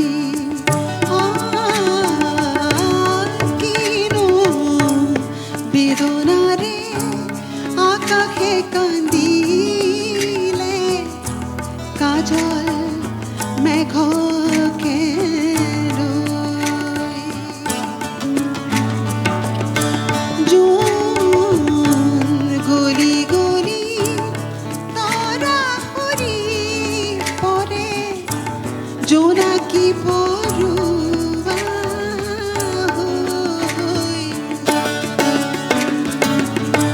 নাচাবা দিনো জোকাবা এনে উতলা হিয়া এতিয়া নালাগে বা বেথাৰে খিৰিকী খোলা বাৰিষাৰে বৰষুণ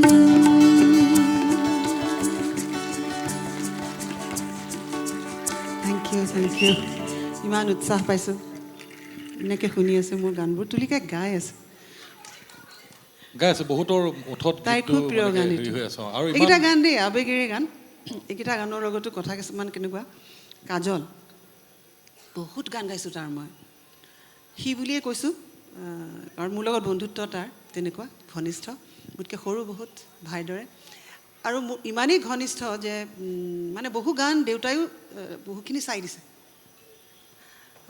এনেকুৱা কৰ তেনেকুৱা কৰ এনেকুৱা সিও আহিছিলে সেইটো সান্নিধ্য পাবলৈ এই আৱেগেৰে গানকেইটা কৰি থাকোঁতে এনেকুৱা হৈছিলে মানে কেইটামান গান কৰিব লৈ লৈ আহে মুখখন মানে গানটো যেতিয়া শুনো ইমান ধুনীয়া সুৰ তাৰপিছত তাৰ লগত বন্ধুত্ব এনেকুৱা এটা হৈ গৈ মই মানে সুৰটোৰ মোহত পৰি গানটোৰ মোহত পৰি পেলাই মই মানে অনধিকাৰ প্ৰৱেশ কৰি দিওঁ গানটোৰ মাজত এই মই অন্তৰা এইটো নাগাওঁ আৰে কিয় নাগাওঁ মোৰ ভাল লগা নাই মোৰ কি কৰিবি তেতিয়াহ'লে মই নাগাওঁ মই বেলেগ কিবা কৰিম তই যাগে সি নগাঁৱলৈ যায়গৈ তাৰপিছত আকৌ আহি পেলাই এই বাৰিষাৰে বৰষুণটোতে অন্তৰা সুৰটো বেলেগ আছিলে সি কৰিছিলে কিনো বেদনাৰে আকাশে কান্দিলে কিবা এনেকুৱা মানে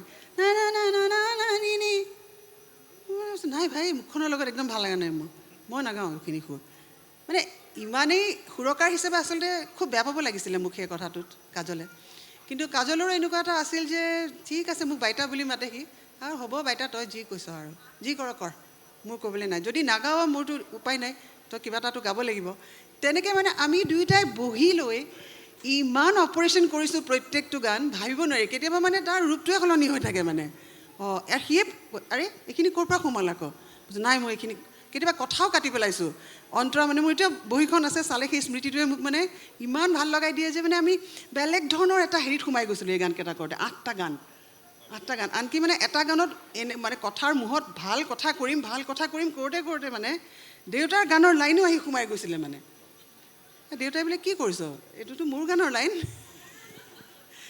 সলাব লাগিব দেই এইটো কাজলে বোলে এই বৰ বেয়া কথা হ'ল দেই এইটো সলাব লাগিব মানে এনেকুৱা হৈছিলে আমাৰ মানে গোটেই মানে কি হয় গান বস্তু মানে অকলে নহয়তো এটা এছ'চিয়েশ্যনত হয় মানে একেলগে বহি সকলোৱে মিলি মানে এনেকুৱা সকলো মানে কি সেই সংগী থাকে আৰু আমাৰ তেনেকুৱা হৈছিলে এইকেইটা গানত চাগে সেইকাৰণে নাজানো মানুহৰো খুব ভাল লগা গান বুলি মই ভাবি ল'ব লগা হৈছে কাৰণ খুব গায় আজিৰ জেনেৰেশ্যনৰ ছোৱালীবোৰে তেতিয়া খুব ভাল লাগে মোৰ যে গানকেইটা কৰোঁতে আমি তেনেকৈ কিন্তু কষ্ট কৰিছিলোঁ বিৰাট এবাৰতে নহয় মানে বহুতবাৰ টাচ আপ হৈছে মানে এইটো হৈছে এইটো কেঞ্চেল হৈছে আকৌ এইটো অন্তৰা কেঞ্চেল কৰি দে বেলেগ কৰি দে এনেকুৱা হৈছিলে আৱেগেৰে তেনেকুৱা আহিনৰ নিয়ৰত বাৰিষাৰে বৰষুণ এইকেইটা গানত ইভেন জীয়াখিলে কথা কোৱা এইটো আচলতে এটা বেলেগ গান আছিলে এইটো কাজলে লিখিছিলে কিন্তু মই আকৌ কি কৰিলোঁ দেউতাৰ কথাৰে গান এটা কৰিম বুলি লিখি দিলোঁ কিন্তু কি ক'ম এইটো সৌভাগ্য ক'ম নে দুৰ্ভাগ্য ক'ম দেউতাৰ জীৱনৰো শেষ গান হৈ গ'ল সেইটো জীয়াখিলে কথা কোৱা আৰু দেউতাই শব্দখিনি দিওঁতে আৰু আমাৰ সেইখিনি কথা বাদ দি দিলোঁ আৰু কাজলে তাতো অকণো বেয়া নাই কৈছোঁ বাদ দে হ'ব সেইখিনি কথা নালাগে সুৰটো থাকিব সুৰটো দেউতাৰ কথা থাকিব তেনেকুৱা মানে আৱেগেৰে এলবামটোৰ কথাখিনি আমি শুনিম বাৰু সেই জীয়াখিলে কথা কোৱা শুনিবই লাগিব অকণমান এই যিহেতু ধৰ্মক লৈ নানান সমস্যা হৈ থাকে বিভিন্ন সময়ত এইবোৰ হৈ থাকে এটা সেই যি গীতটোৰ কথা আমি কৈছিলোঁ যিটো ৰাতিপুৱা শিখা মহন্তই মনত পেলাই দিছিল এই যিটো হৰি মন্দিৰ সকলো ধৰ্ম একে কৈছে তাৰ দুষাৰী যদি আপুনি অকণ গাই শুনায় শুনাম নিশ্চয় শুনাম গীতটোৰ মাজেৰে আচলতে আমি যিসকলে সাংস্কৃতিক ক্ষেত্ৰখনত কাম কৰোঁ বা আমি নিজকে পৰিচয় দিওঁ গায়ক বুলি গায়িকা বুলি শিল্পী বুলি আমি সংস্কৃতি কৰা মানুহে সদায় আমি এইটোৱে জানো যে সংস্কৃতিয়ে কেতিয়াও সংঘৰ্ষ নানে সংস্কৃতিয়ে সদায় ইটোৱে সিটোক সাৱটি ধৰে culture do not clash rather it embrace each other কি ধৰ্মৰ কি কথা সেই কথা আমাক নালাগে আমি কেৱল এটা বিশাল বিশ্বত এক মানুহ জাতি বুলি ক'বলৈ ভাল পাওঁ আৰু আজিও DPRCৰ এই অনুষ্ঠানটোত অথনিৰে পৰা থাকোঁতে সেই কথাই উপলব্ধি কৰিছোঁ যে মানুহৰ ওচৰত থাকে দিগন্ত দাস আলু আলিয়া এইবোৰ কি ধৰ্ম কি কথা তাত সেই প্ৰয়োজন সেইখিনি সময়ত অহা নাই কেতিয়াও মনলৈ অহাই নাই সেই প্ৰশ্ন মানুহেহে মানুহক এনেধৰণে আগুৱাই লৈ যায় আজি দিগন্তৰ কথাখিনিয়ে মোক উৎসাহ দিছে মোৰ এনেকুৱা লাগিছে মোৰনো কি এইটো প্ৰত্যাহ্বান তেওঁৰ দৰে প্ৰত্যাহ্বান আৰু থাকিব পাৰেনে? তেওঁ যদি পাৰিছে এনেকৈ জীৱন যুদ্ধত জয়ী হ'বলৈ, কিয় নোৱাৰিম আমিও? গতিকে ভীষণ অনুপ্ৰেৰণাৰ এটা প্ৰতীক দিগন্ত দাস। এই মানুহৰ কাম মানুহৰ গান গোৱা, মানুহৰ কাম বিভেদ অনা নহয়। এই কথাটোৱেই এই গীতটোৰ মাজত আচলতে কেশৱ মহন্তই লিখিছে। হৰি মন্দিৰ, সুৰটো জেপিদাৰ আছিলেই, জেপিদাৰ নামটো ল'বলৈ পাই ভাল লাগিছে। জেপিদাৰ সুৰ এই গীতটো। হৰি মন্দিৰ ঈশ্বৰ সেৱা, মছজিদত আল্লাহৰ দোৱা, বাথৌ দই পলো হেম্ফু দেৱতা, বাথৌ দই পলো হেম্ফু দেৱতা, নিজ নিজ ধৰ্মত আছুতীয়া, দেশ হ'ল ভাই মানুহৰ ঠাই, মানুহে গঢ়ি লোৱা, দেশ হ'ল ভাই মানুহৰ ঠাই, মানুহে গঢ়ি লোৱা, হৰি মন্দিৰ ঈশ্বৰ সেৱা, মছজিদত আল্লাহৰ দোৱা।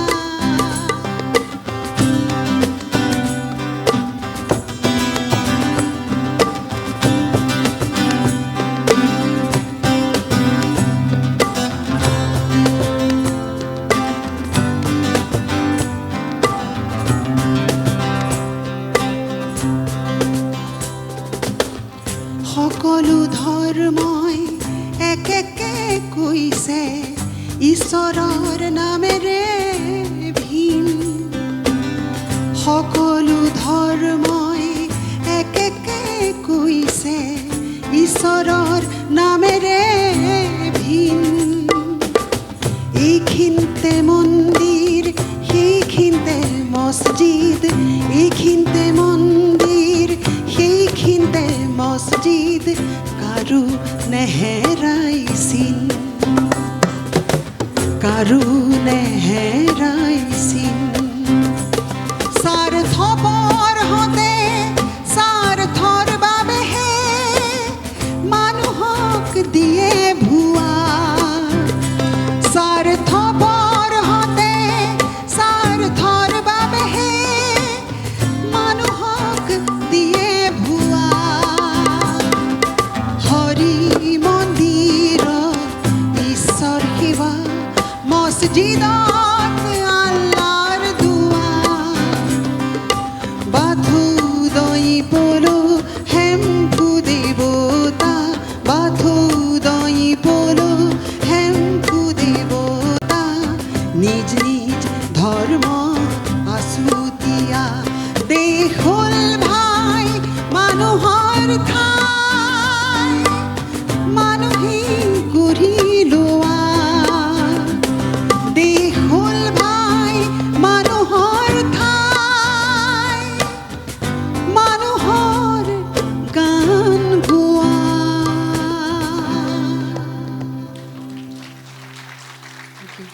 এইটো বহু দিনৰ মূৰত গোৱাই দিলে আপোনাৰ কাহিলী বাৰ পৰা অহাটো সাৰ্থক হ'ল। আৰু এইটো সঁচাকৈ শিক্ষা আছে বহি ইয়াত, শিক্ষাৰ কাৰণে গাইছোঁ মই।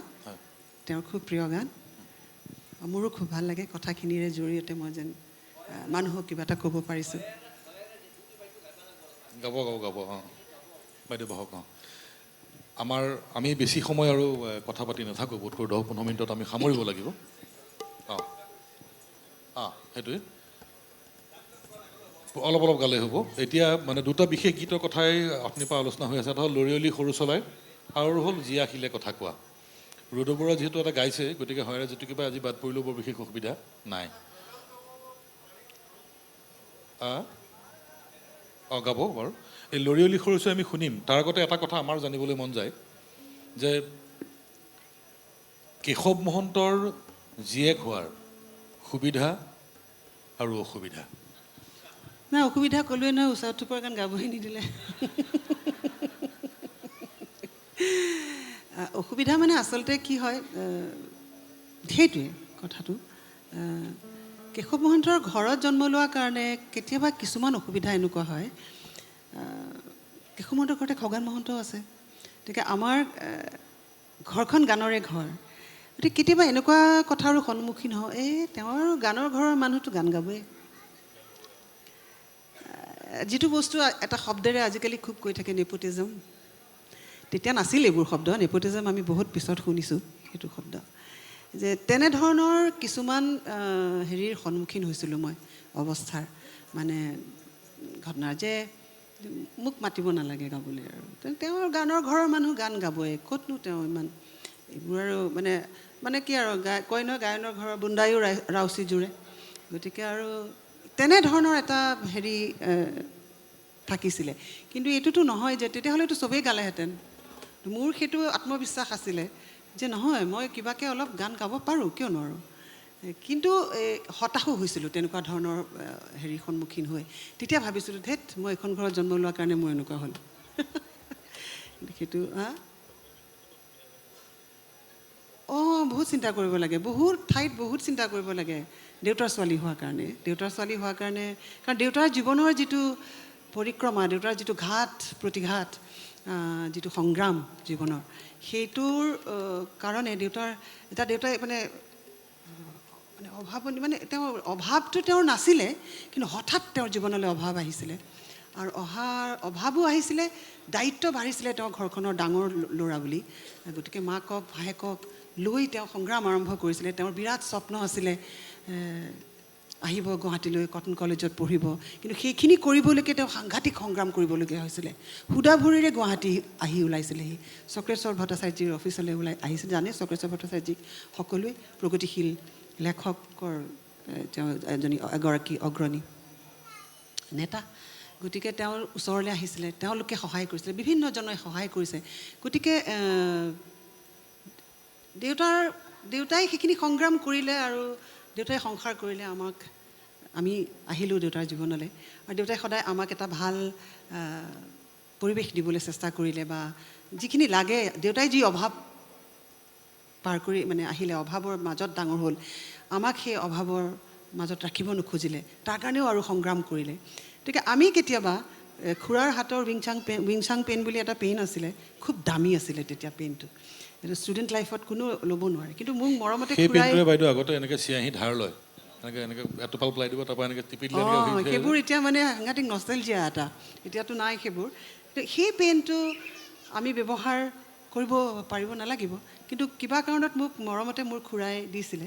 মই স্কুললৈ লৈ গৈছিলোঁ, আৰু তাতো এগৰাকী দেউতাৰে বায়েক আমাৰ শিক্ষাগুৰু আছিলে। তেওঁ মোৰ হাতত উইংচাংটো দেখি পেলাই সাংঘাতিক ধৰণে গৰজি উঠিছিলে, কেশৱৰ ছোৱালীয়ে কিয় উইংচাং পেন ল'ব। তেতিয়া মই ভাবিছিলোঁ আমি কিয় ল'ব নোৱাৰোঁ। মোৰ এটা মনটো দুখ লাগিছিলে, সৰু আছিলোঁ তেতিয়া। কিন্তু পিছত বুজি পাইছিলোঁ যে সেয়া বাইদেউৰ কি দুখ। তাৰমানে তেওঁৰ চকুৰ সন্মুখতে দেউতাক দেখা পাইছিলে, কিমান কষ্টত তেওঁ কি কৰিছিলে। গতিকে মই ল'ব নালাগিব। গতিকে তেনেধৰণৰ কিছুমান ভেলুজ ঘৰখনত আমি ৰাখিব লাগিছিলে, কৰিব লাগিছিলে। দেউতাই দুপৰীয়া খাই উঠি অকণমান শুৱে, আপোনাৰ দেউতাই শুই উঠি আপোনাৰ ওচৰ পায়গৈ, আৰু আপুনি চাহৰ লগত পুৰি এখনত আপুনি এনেকৈ চেনি এনেকৈ সাৰি লাইনকৈ দি তাক পকাই দিব লাগে। লুচি কওকচোন কথাটো, কওক অকণমান। আৰু দেউতা আপোনাৰ ওচৰলৈ গ'লে বাকীসকলে কি বুলি কয়, খগেন মামাহঁতে কি বুলি কয়?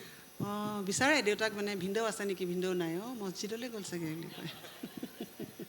মৌলাৰ দৌৰ মছজিদ যে, দেউতাই কাকো নোকোৱাকৈ সেইকাৰণে যায় মোৰ তালৈ। আৰু কেতিয়াবা ধৰাও পৰে গৈ পেলাই, পিছে পিছে গৈ ওলাই গৈ, মাও ওলাই গৈ, মামাও ওলাই গৈ, আপুনি ইয়ালৈ আহিছে, কিনো কৈ আহিম, ক'লেই মোক জোকাই। গতিকে মই মনে মনে যাওঁ। তেখেতে লুচিখনৰ মাজত চেনি ভৰাই এনেকৈ পকাই দিলে খাই ভাল আগতে এইটো পায়। নিয়ম আছিলেই, বহুতৰ চাগে এইটো স্মৃতি আছে ঘৰবিলাকত। লুচি আলু ভাজি খাই থকাৰ পিছত কিন্তু এখন লুচিত চেনি অলপ পকাই পেলাই শেষত খায়। সেইটো দুই হ'ল, মাছ ফ্ৰাই কৰি খাই খুব ভাল পাইছিলে বোলে, আৰু এখেতসকলে এই দুটা বস্তু খুৱাই খুৱাই বহুত গান উলিয়ালে তেনেকৈ। তেনেকৈ মাছ খাই ওলাইছিলে। বাইদেউ আমি এতিয়া অকণ লৰিয়লিটো শুনো। লৰিয়লি গাম নে জীয়াখিলে গাম? জীয়াখিলে শেষ কৰিম আমি। শেষ কৰিম। ঠিক আছে, হ'ব। ঠিক আছে, হ'ব। ঠিক আছে, হ'ব। জীয়াখিলে কথা কোৱা আমি শুনিম।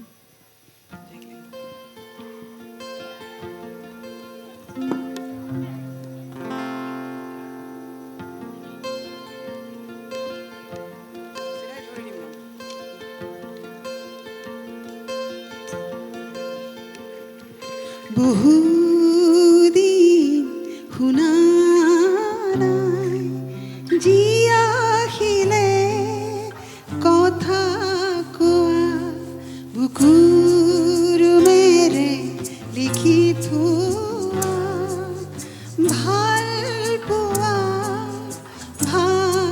পোৱা পৰেনে তোমাৰো মনতে বাৰু ৰৈ ৰৈ প্ৰিয় হিয়া কপে কিয় অকণমান ৰেডিমটো অকণমান তলত কৰি দিয়া গিটাৰটো ওপৰত দি দিয়া না ৰৈ ৰৈ প্ৰিয় হিয়া কপে কিয় জানো চাপাহৰি যোৱা বহুদিন শুনা নাই যি আহিলে কথা কোৱা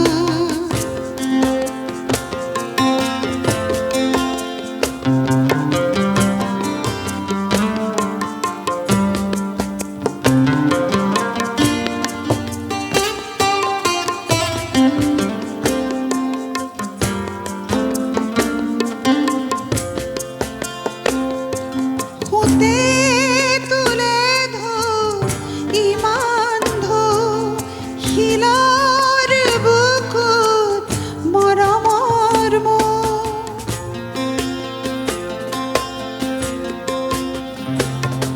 খুঁতে তুলে ধৌ ইমান ধৌ শিলৰ বুকুত মৰমৰ শিলৰ বুকুত মৰমৰ আলহুৱা ধুৱে ধুই জানো মচিনিব পাৰে শিলৰ ৰেখা যুগমীয়া বহুদিন শুনা নাই যি আহিলে কথা কোৱা বুকুৰ মেৰে লিখি থোৱা ভাল পোৱা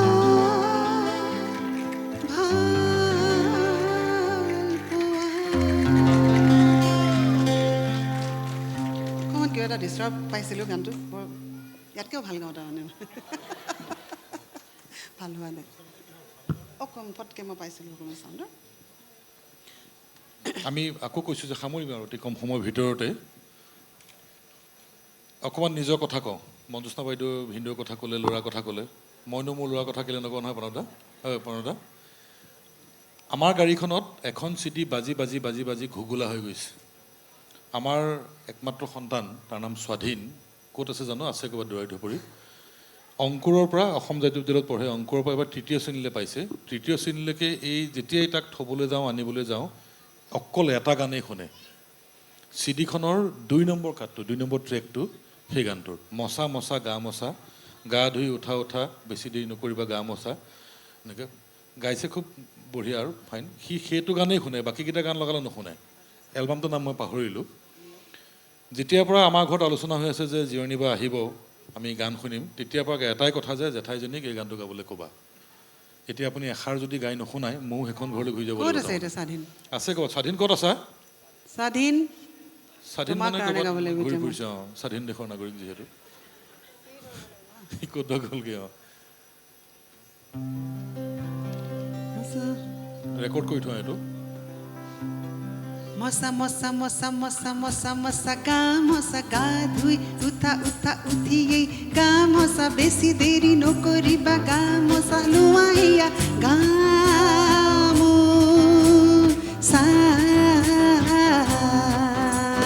মচা মচা মচা মচা মচা মচা গা ধুই উঠা উঠা উঠিয়েই গা মচা বেছি দেৰি নকৰিবা গা মচা লোৱাইয়া গা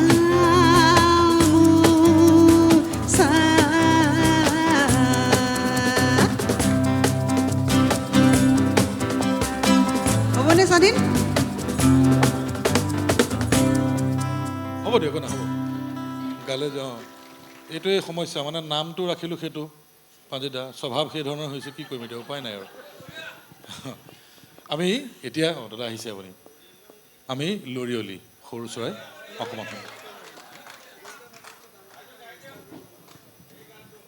লৰিয়লি গাব তাৰ আগতে এটা কথা হয় পিছে যে আপুনি কেইখন চিনেমাত গীত গাইছে বাইদেউ নে এখনেই চিনেমা তাকে চিনেমাটো মই বহুত কম গান গাইছোঁ মোৰ নিচিনা মাত এটা প্ৰয়োজন নহয় কাৰণে নলয় আৰু ডিৰেক্টৰবিলাকে কিন্তু মানে এটা গান মাত্ৰত যদি ৰখা যায় হিচাপত বাকী সকলো গান যদি নাইকিয়া কৰি দিয়া হয় তেওঁ গোৱা মানে চিনেমাৰ গানৰ কথা কৈছোঁ তেতিয়াহ'লেও সেই গানটোৱে মঞ্জুস্না গোস্বামীক মানে প্ৰতিনিধিত্ব কৰে সেই গানটো সপোন চিনেমা গান ৰাজেন ৰাজখোৱাৰ পৰিচালনা আছিল বোধকৰো কেশৱ মহন্তৰ ৰচনা আছিল দেউতাই ৰচনা জয়ন্ত আছিলে পাঠকৰ সুৰ আছিলে কিন্তু মই প্ৰথম চিনেমাত গীত গাবলৈ পাইছোঁ ৰমেন বৰুৱাৰ পৰিচালনাত এখন হেৰি অজলা ককাই তাত গীত এটা মই দীপেন বৰুৱাৰ লগত মই মানে মেইল ছিংগাৰৰ লগত মোৰ গান নায়েই কিন্তু দীপেন বৰুৱাৰ লগত মোৰ গান আছে এটা সেইটো মোৰ জীৱনৰ প্ৰথম মানে বোলছবিত গোৱা গীত সেইটো আছিলে অজলা ককাই দীপজ্যোতি বুলি এখন চিনেমাটো গাইছিলোঁ আৰু এইখন সপোনৰ সেই গীতটো মানে আমি আকাশবাণীত কাম কৰা মানুহ ইয়াত বহুত আছে আমাৰ অনুষ্ঠান কাৰ্যবাহী বিষয়া কাৰ্তিক চট্টোপাধ্যায় ডাঙৰীয়াও আছে জানিব খুব সঘনে অনুৰোধ আহে এই গীতটো মানে বজাবলৈ কল্পতৰুৰ বা অন্য অনুষ্ঠানত এনেকৈয়ে ভাগেনে সপোন চিনেমাখনত দুটা ভাৰ্চন আছে এটা দিলীপ দাসে গাইছে আৰু এটা জিৰণী বাই গাইছে আমি সেই গীতটো অকণমান শুনো এনেকৈয়ে ভাগেনে সপোন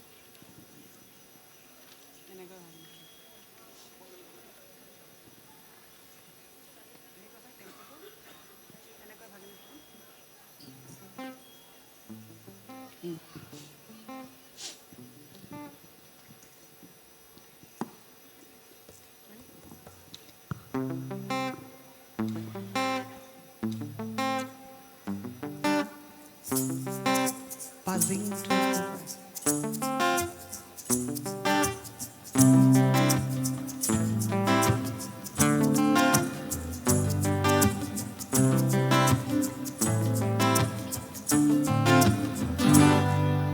এনেকৈ ভাগে এনে সপোন এনেকৈ ছিগে এনে বান্ধোন কোনে ক'ব মোক আজি গোপনে কাষলৈ আহি কোনে ক'ব বাৰু কোন মোৰ আপোন এনেকৈ ভাগে এনে সপোন এনেকৈ ছিগে এনে বান্ধোন কোনে ক'ব মোক আজি গোপনে কাষলৈ আহি কোনে ক'ব বাৰু কোন মোৰ আপোন এনেকৈ ভাগে এনে সপোন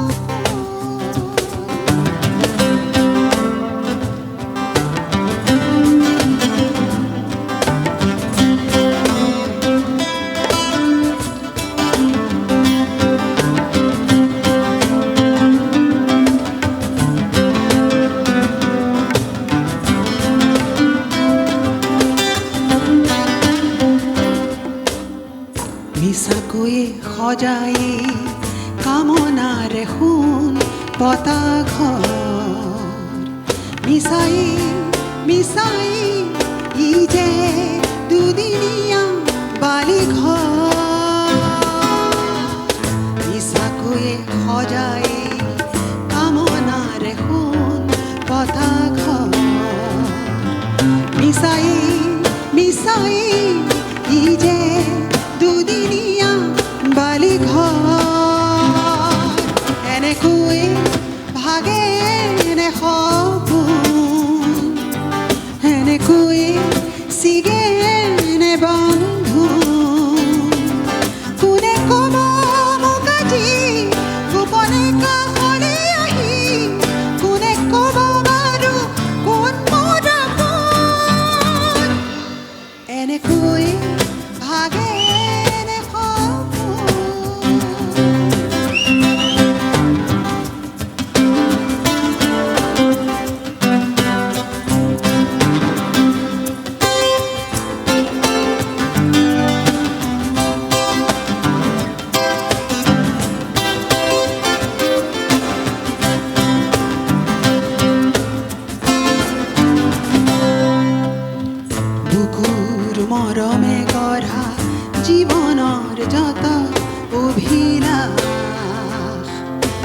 আজিচোন সকলো মোৰ বাবে হ'ল কিয় পৰীক্ষা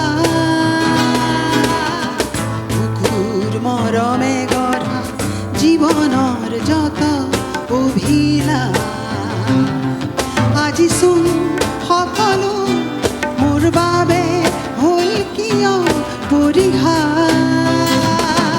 এনেকৈ ভাগে এনে সপোন এনেকৈ ছিগে এনে বান্ধো কোনে ক'ব মোক আজি গোপনে কাষলৈ আহি কোনে ক'ব বাৰু কোন মোৰ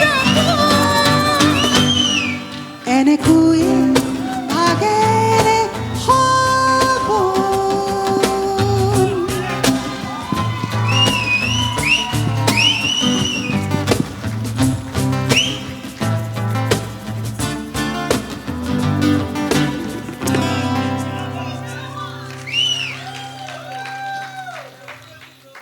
তাৰমানে ৰাতি Thank হৈ you, আহিছে thank লাহে you. লাহে চিঞৰ বাখৰ শুনি গম পোৱা গৈছে প্ৰণৱদা এটা প্ৰশ্ন আছে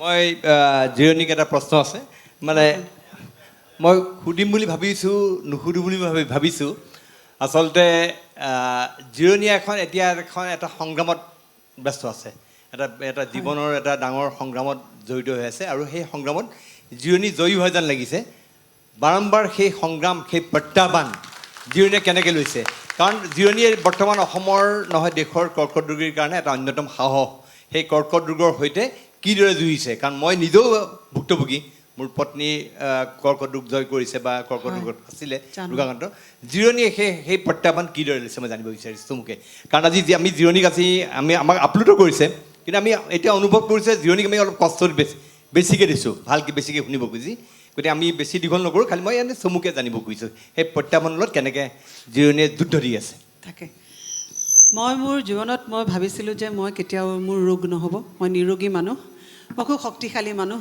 মই খুব সাহসী মানুহ এইবোৰেই মোৰ আছিলে নিজক লৈ পেলাই এটা মানে বিৰাট কি ক'ম ঠিক গৰ্ব বুলি নকওঁ মোৰ সেইটো এটা মানে আছিলে বিশ্বাস আছিলে আৰু নিয়মতো থাকোঁ তেনেধৰণৰ কিন্তু যেতিয়া গম পালোঁ যে মোৰ শৰীৰত এই ব্যাধিটোৱে দেখা দিছে তেতিয়া অলপ মুহূৰ্তৰ কাৰণে হয় ভয় খাইছিলোঁ আচৰিত হৈছিলোঁ যে কিয় হ'ল মোৰ কিয় এইটো হ'ল কিন্তু যেতিয়া য'ত ধৰা পৰিছিলে সেয়া মই ঘৰৰ পৰা দূৰত আছিলোঁ মোৰ লগত আছিলে মোৰ পুত্ৰ আৰু মোৰ ঘৰৰ মানুহজন তেওঁলোক দুয়ো যেতিয়া কথাটো জানিলে তেতিয়া দেখিছিলোঁ তেওঁলোক সাংঘাতিক ধৰণে মানে এটা শংকিত হৈছে মানে ভয় খাইছে নাৰ্ভাছ হৈছে তেতিয়া মই দেখিলোঁ যে নহয় হোৱাটো হৈয়ে গ'ল তৎক্ষণাত মই ভাবিছোঁ যে হোৱাটোতো হৈছেই ডক্টৰে কৈছে যে আৰু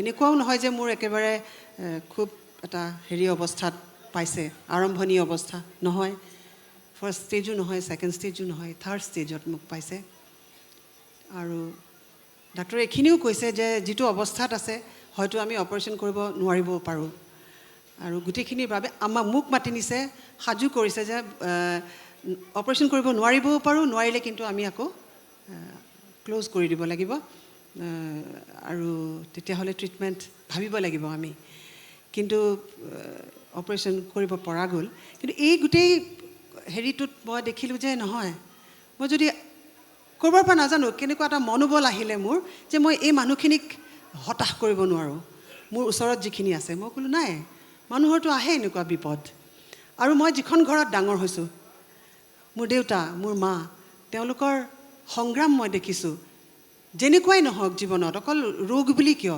যিকোনো সমস্যা আহিলেই তেওঁলোকক দেখিছোঁ সদায় সমস্যাৰ সন্মুখীন হয় আৰু কয় যে সমস্যা দেখিলে ভয় নাখাবি সন্মুখীন হ'বলৈ সাহস গোটাবি যেনে তেনে দেখিবি তই পাৰ কৰিছ তই জয়ী হৈছ আৰু মানুহৰ কামেই সেইটো মানুহৰতো সদায় কৈছে নহয় অজিত বৰুৱাই কবিতা দেৱকান্ত বৰুৱাই কৈছে নহয় কবিতাত যে মানুহৰ নিয়তিৰ সতে হেৰা অক্ষয় সংগ্ৰাম মানুহৰ সংগ্ৰাম অক্ষয় নিয়তিৰ সতে মানুহৰ সদায় সংগ্ৰাম থাকে আৰু মানুহ জয়ী হয় তাত জয়ী হ'ব পাৰে কেনেকৈ এটা বিৰাট মনোবল লৈ দেউতাই নিজৰ কথাৰে কৈও থৈ গৈছে, মই যুঁজি যুঁজি হাৰোঁ, মই হাৰি হাৰি যুঁজো, বিনা যুঁজে জীয়াই থকাৰ মই অৰ্থকে নুবুজো।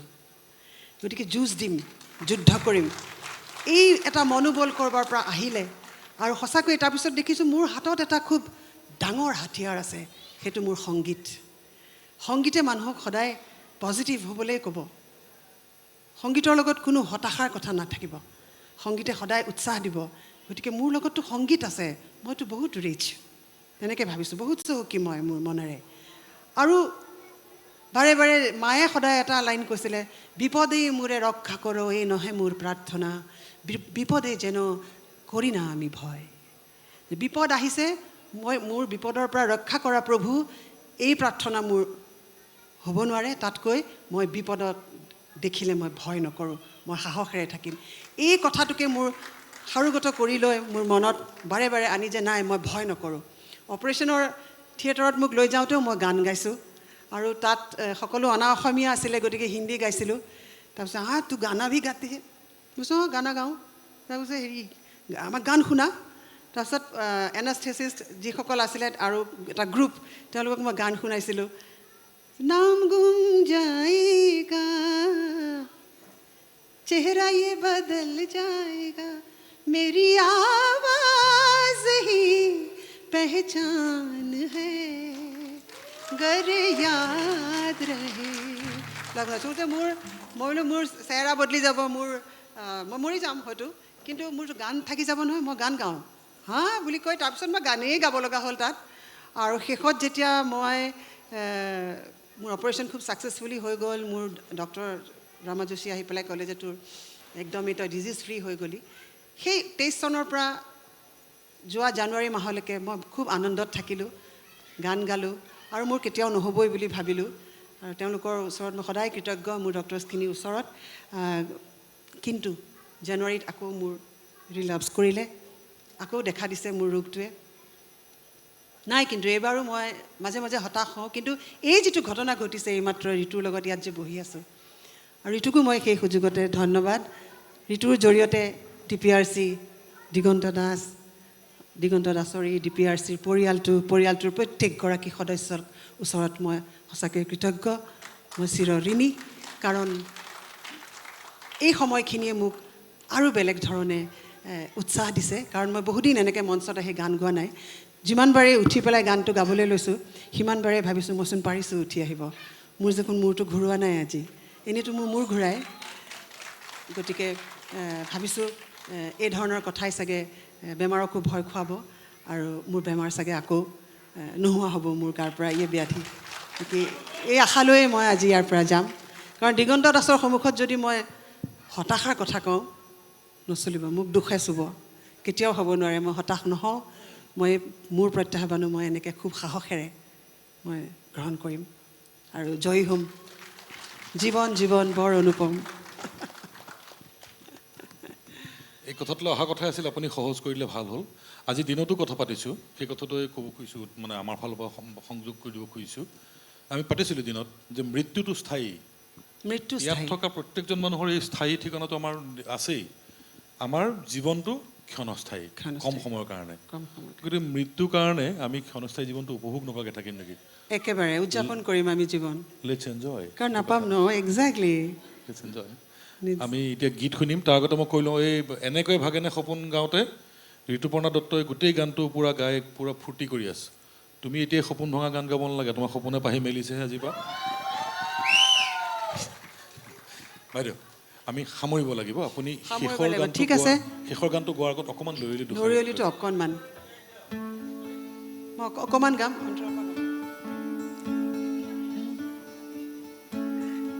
বাউলি সোৱন শিৰি যায় বৈ যায়,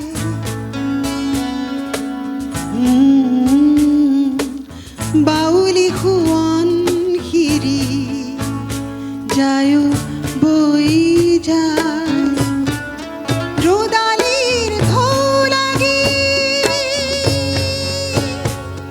জিৰে মিৰাই,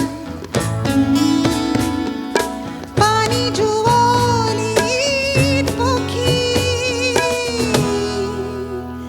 জুৰণীয়া জুৰণীয়া জুৰণীয়া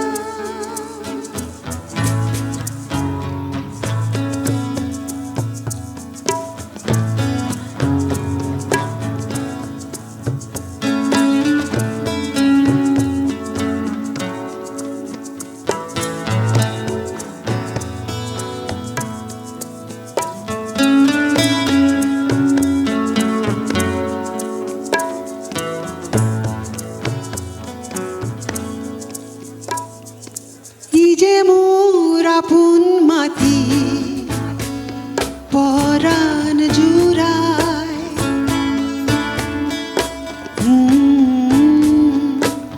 ই যে মোৰ আপোন মাটি পৰাণ জুৰাই ই যে মোৰ দেশৰ পক্ষী নিদিবি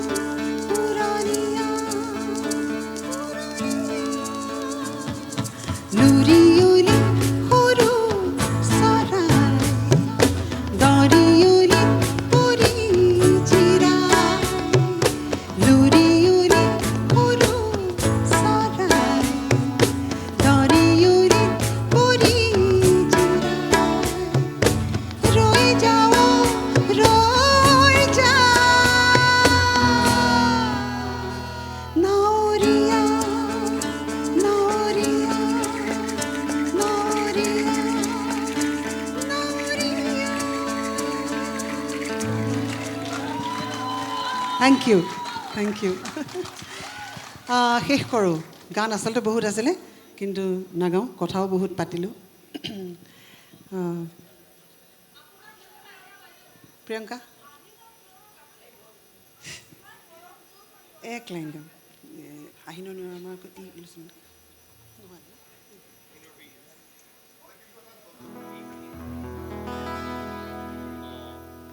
আৰু এটা এগৰাকী অতি বিখ্যাত গায়কৰ অনুৰোধ আছিলে নহয় আমাৰ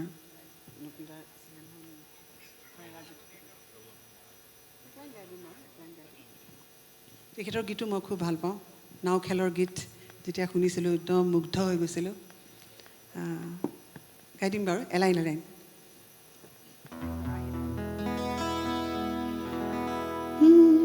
আহিনৰ নিয়ৰ ভিজা ভিজা আঙুলিৰে আহিনৰ নিয়ৰ ভিজা ভিজা আঙুলিৰে আঙুলি আঙুলি থৈ কথা কোৱা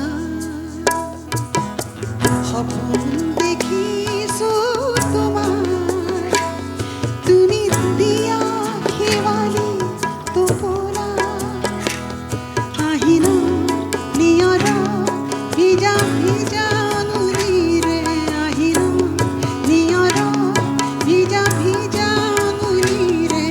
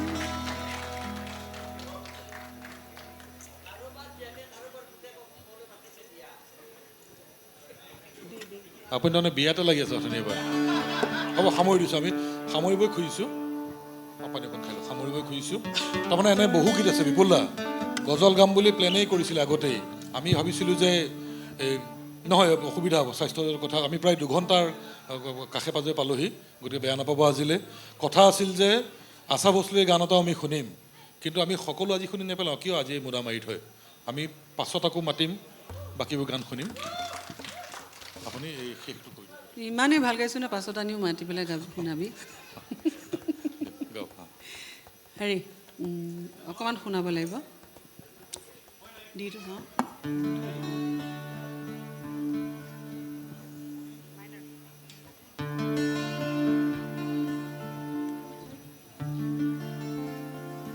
হয় ৰাজে তু কিবাই চুলিবোৰ পকালি দাঁতবোৰ সৰালি পৰৰ ঘৰে ঘৰে নাম গুণ গাই যে তু কিবাই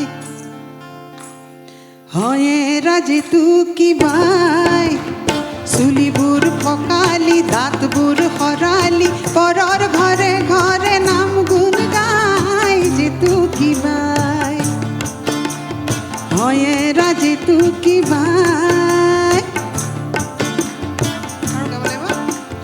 কাৰোবাৰ পুতেকে কোনোবাৰ জীয়েকক নিবলৈ পাতিছে বিয়া জোঁৱাইৰ বাকী নাম জোৰা দি কি গাম জোঁৱাইৰ বাকী নাম জোৰা দি কি গাম তোৰ হেতত নাইকিয়া পিছে সাজিছ কাচিছ হয় এ চাবি আকৌ বাইতি তই চহকীৰ বিয়ালৈ চাল চিগা নামতিক মতাৰ ঠিকনা নাই বোলো যে তু কিবাই এ হয় ৰাজে তু কিবাই চুলিবোৰ পকালি দাঁতবোৰ সৰালি পৰৰ ঘৰে ঘৰে নাম গুণ গাই যে তু কিবাই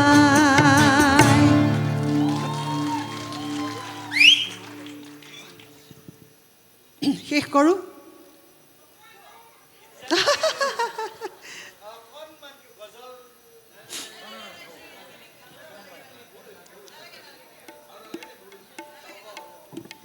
না আমি একেবাৰে ক্ষমা প্ৰাৰ্থী আমি আপোনালোকৰ ওচৰত হেৰি নকৰিব আৰু শেষ কৰোঁ শেষ কৰোঁ শেষৰ গানটো গাওঁ আমি এটা তেনেধৰণৰ এটা গীত শেষত গাম বুলি আমি লৈ আহিছিলোঁ মোৰ খুব প্ৰিয় এটি কণ্ঠ প্ৰতিমা পাণ্ডে বৰুৱাৰ কণ্ঠ খুব শুনো আৰু মজি যাওঁ আৰু কোনোবা এখন জগতলৈ গুচি যাওঁ প্ৰতিমা বাইদেউৰ মাতটো যেতিয়াই শুনো ইমান স্বৰ্গীয় এটা কণ্ঠ কৰিলেই অকণমান কৰিলেই ক'লৈ যে লৈ গুচি যায় তেখেতে আমাক আৰু তেখেতৰ গীতৰ মাজত বাৰে বাৰে বিশেষকৈ কাৰণ গোৱালপৰীয়া গীতত যিটো তাৰ বৈশিষ্ট্যই যিটো নাৰীৰ দুখ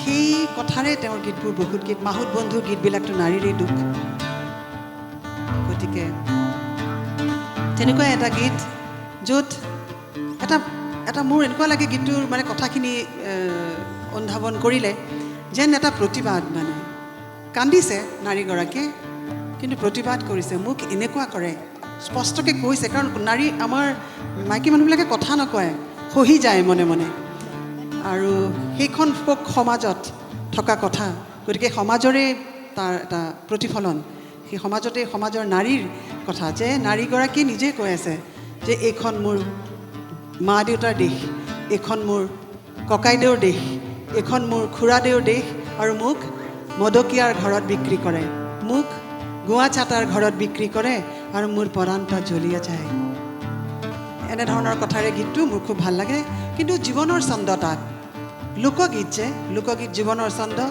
আৰু কয় নহয় লোক কবিতাই সকলো কবিতাৰ মাতৃ তেনেকৈ লোকগীতেই সকলো গীতৰ মাতৃ আচলতে জন্মদাত্ৰী গতিকে আমি সকলো গীতৰ জন্মদাত্ৰীক স্মৰণ কৰোঁ লোকগীত সেই গীতেৰে শেষ কৰোঁ আপোনালোকৰ পৰা বিদায় মাগিম শুভৰাত্ৰি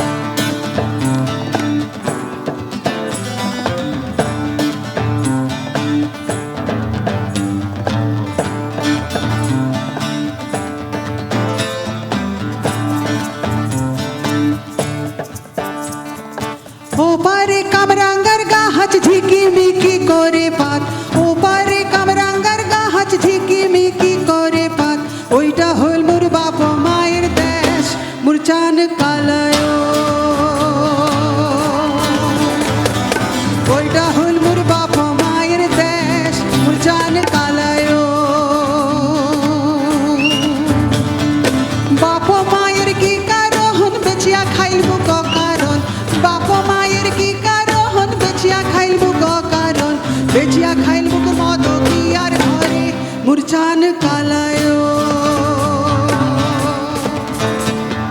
বেচিয়া খাইল মুখ মদ কি আর ঘরে মুরচান কালায় মদ কি আয় মদ খাহাই মুর পরানটা ঝুলিয়া যায় মদ কি আয় মদ খাহাই মুর পরানটা ঝুলিয়া যায় সারা রাত মুর দিন বিহনে কাটে মুরচান কালায় সারা রাত মুর দিন বিহনে কাটে মুরচান কালায়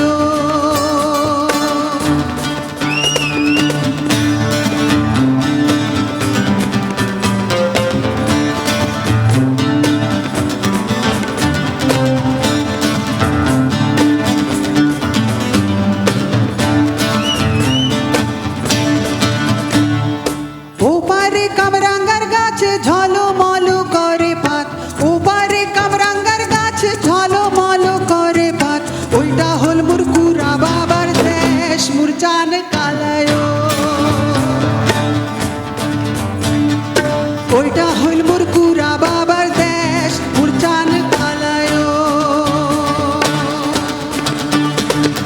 কুড়া বাবার কি কারণ বেচিয়া খাইল মুখ কারণ কুড়া বাবার কি কারণ বেচিয়া খাইল মুখ কারণ বেচিয়া খাইল মুখ কুয়া ছাটার ঘরে মুরচান কালায়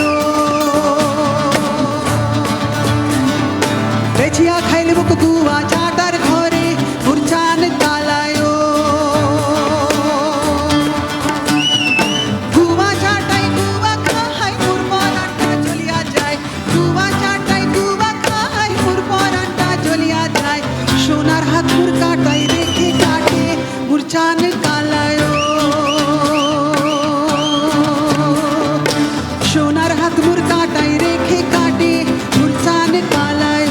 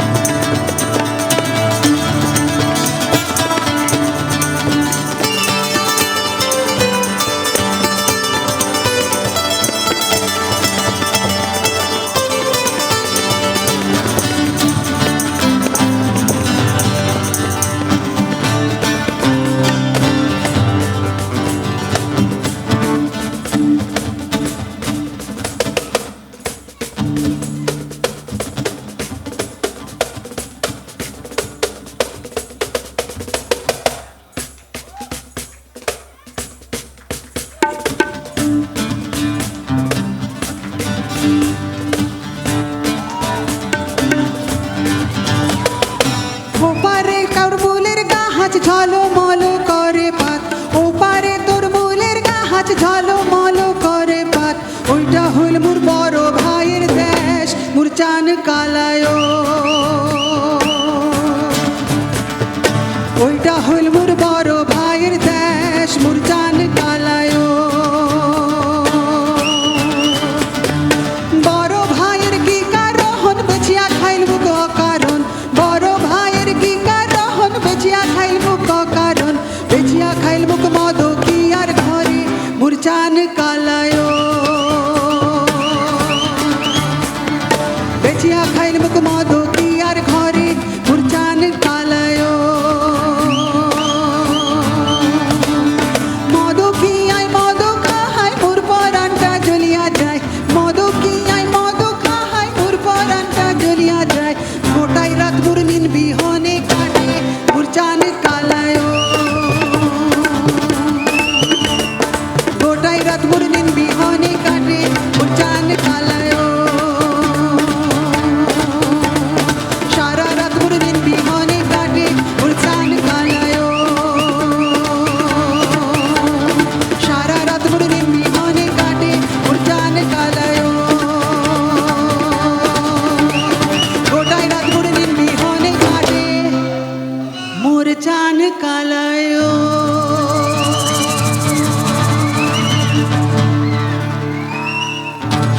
ধন্যবাদ এই মানুহগৰাকীয়ে কোনে ক'ব যে যোৱা ২৬ তাৰিখে শেহতীয়া কেমোটো লৈছে? কোনেও নকয়। আহক আমি থিয় হৈ এখেতক অভিবাদন জনাওঁ আৰু এখেতৰ এইদৰেই সতেজ হৈ থাকক, মাতটো ভালে ৰাখক, মানুহজনীও স্বাস্থ্যৱতী হৈ আছে, ভালকৈ থাকক আৰু এইবোৰ বেমাৰ টেমাৰৰ কথা মনৰ পৰা দূৰ হৈ থাকক, ভালে থাকক মানুহগৰাকী, আমি এই কামনা কৰিছোঁ। Thank you. Thank you. আৰু আপোনালোকক প্ৰত্যেককে মই মোৰ আন্তৰিক ধন্যবাদ দিছোঁ আৰু ঈশ্বৰৰ ওচৰত প্ৰাৰ্থনা জনাইছোঁ, আপোনালোক কুশলে থাকক, মংগলে থাকক, সুস্বাস্থ্যেৰে থাকক, নিৰোগী হৈ থাকক। ধন্যবাদ। মইতো থাকিমেই। DPRCলৈ আহি মই যদি নাথাকোঁ বুলি কওঁ কেনেকৈ হ'ব? হ'বই নোৱাৰে। মোৰ ৰোগ আজিৰ পৰাই মোৰ গাৰ পৰা ওলাই গ'ল। ধন্যবাদ। প্ৰণয় দা স্পেচিয়েলি ধন্যবাদ। ইমান ব্যস্ততাৰ মাজত আহি যে ইমান শেষলৈকে মোৰ লগত থাকিলা, মোৰ ক'বলৈ ভাষা নাই। মোৰ কাৰণে তুমিও এগৰাকী ককাইদেউ আচলতে। প্ৰণয় দাক মোৰ দাদাৰ লগৰ, সাগৰ প্ৰণয় একেলগৰ। প্ৰণয় দা গতিকে মোৰ কাৰণে একদম ঘৰুৱা আৰু এইখিনি উৎসাহ দিয়া। হা? অঁ, এয়া মোৰ ককাইদেউ। আৰু কাষত এয়া মোৰ বৌ ৰাখি। তেওঁলোকৰ কথা আকৌ বেলেগে এদিন ক'ব লাগিব, ধাৰাপাত হ'ব মোৰ কাৰণে কি কৰিছে তেওঁলোকে। গতিকে প্ৰত্যেকেই আপোনালোকে আচলতে কৰিছে, মোৰ কাৰণে প্ৰাৰ্থনা জনাইছে। ইয়াতকৈ আৰু ডাঙৰ কি কথা আছে? আৰু এইটোৰ কাৰণে আচলতে সংগীতেই আচলতে তাৰ মাধ্যম। আচলতে সংগীতৰ জৰিয়তেই আচলতে মই আপোনালোকক পাবলৈ সক্ষম হৈছোঁ। গতিকে সংগীতৰ প্ৰতি মোৰ শ্ৰদ্ধা, মোৰ সেৱা, লগতে আপোনালোকৰ ওচৰত মোৰ নতশিৰে মই মোৰ সেৱা জনাইছোঁ। ধন্যবাদ। সকলোৱে আশংকা কৰি আছিল যে যিটো বেমাৰৰ নাম ল'বলৈ মানুহে ভয় কৰে, শংকা কৰে, ডাঙৰ ৰোগটো বুলি কয়, ভয় কৰিছিল যে মনজ্যোৎস্নাই গান গাব পাৰিব নে নোৱাৰে। বহুদিন তেওঁ সামাজিক এই ধৰণৰ ক্ষেত্ৰৰ পৰা আঁতৰি আছে, টিভিৰ শ্ব'লৈ নাযায়। আমাৰ অনুৰোধ ৰক্ষা কৰি তেখেত যে আহিল, তেখেতৰ লগত বাদ্যযন্ত্ৰ সংগত কৰা সকলোকে আমি আমাৰ আন্তৰিক ধন্যবাদ, কৃতজ্ঞতা জনাইছোঁ। বিশেষ কৃতজ্ঞতা ধন্যবাদ মনজ্যোৎস্না মহন্ত গোস্বামীলৈ। আৰু শেষত ইমান সময়, আমি 2 ঘণ্টা সময় জিৰণি বা 2 ঘণ্টা, পূৰা 2 ঘণ্টা হৈছে। 9:15 আৰম্ভ কৰিছিলোঁ, 11:15 হ'ল। অলপমানতো ভোক লাগিছেই, সকলোৰে খোৱাৰ এটা সময় থাকে। তথাপিও যে আপোনালোক ধৈৰ্য সহকাৰে থাকিল, আপোনালোক আটাইকে আমাৰ আন্তৰিক ধন্যবাদ আৰু কৃতজ্ঞতা জনাই অহা বছৰ DPSC বৰ্ষপূৰ্তিত লগ পাম। তাৰ মাজত যদি ডিচেম্বৰত কাৰোবাক বিয়ালৈ মাতে তাতো লগ পাম বাৰু। গতিকে এইটো হ'ব। সকলোকে ধন্যবাদ জনাই শুভৰাত্ৰি। আহক আমি ফাৰ্ষ্ট ফ্ল'ৰত থকা খোৱাৰ ঠাইলৈ যাওঁ, তাতে আমি একেলগে খাম। কইনা কথাটো পাব্লিক কৰিবলৈ দিয়া নাই নহয় দাদা, এইটো অকণমান লুকুৱাই ৰাখিছে। ধন্যবাদ, শুভৰাত্ৰি। আমি এতিয়া একেলগে আহাৰ গ্ৰহণ কৰিম, বলক। ধন্যবাদ বাইদেউ। ঋতুপৰ্ণকো মই ধন্যবাদ জনাব লাগিব। মই নাহা মানুহ কিমান বাৰ যে কুটুৰিছে মোক, কৈ নহয় আপুনি আহিবই লাগিব, কি বেমাৰকৈ থাকে, ধমকিও দিয়ে মাজে মাজে মোক ফোনত। আৰু সঁচাকৈ মানে তেওঁ সফলো হৈছে, মোক টানি আজুৰি লৈ আনিছে ইয়ালৈ। গতিকে তেওঁৰ ওচৰতো মই বহুত কৃতজ্ঞ। বলক ভাত খাওঁ, বলক।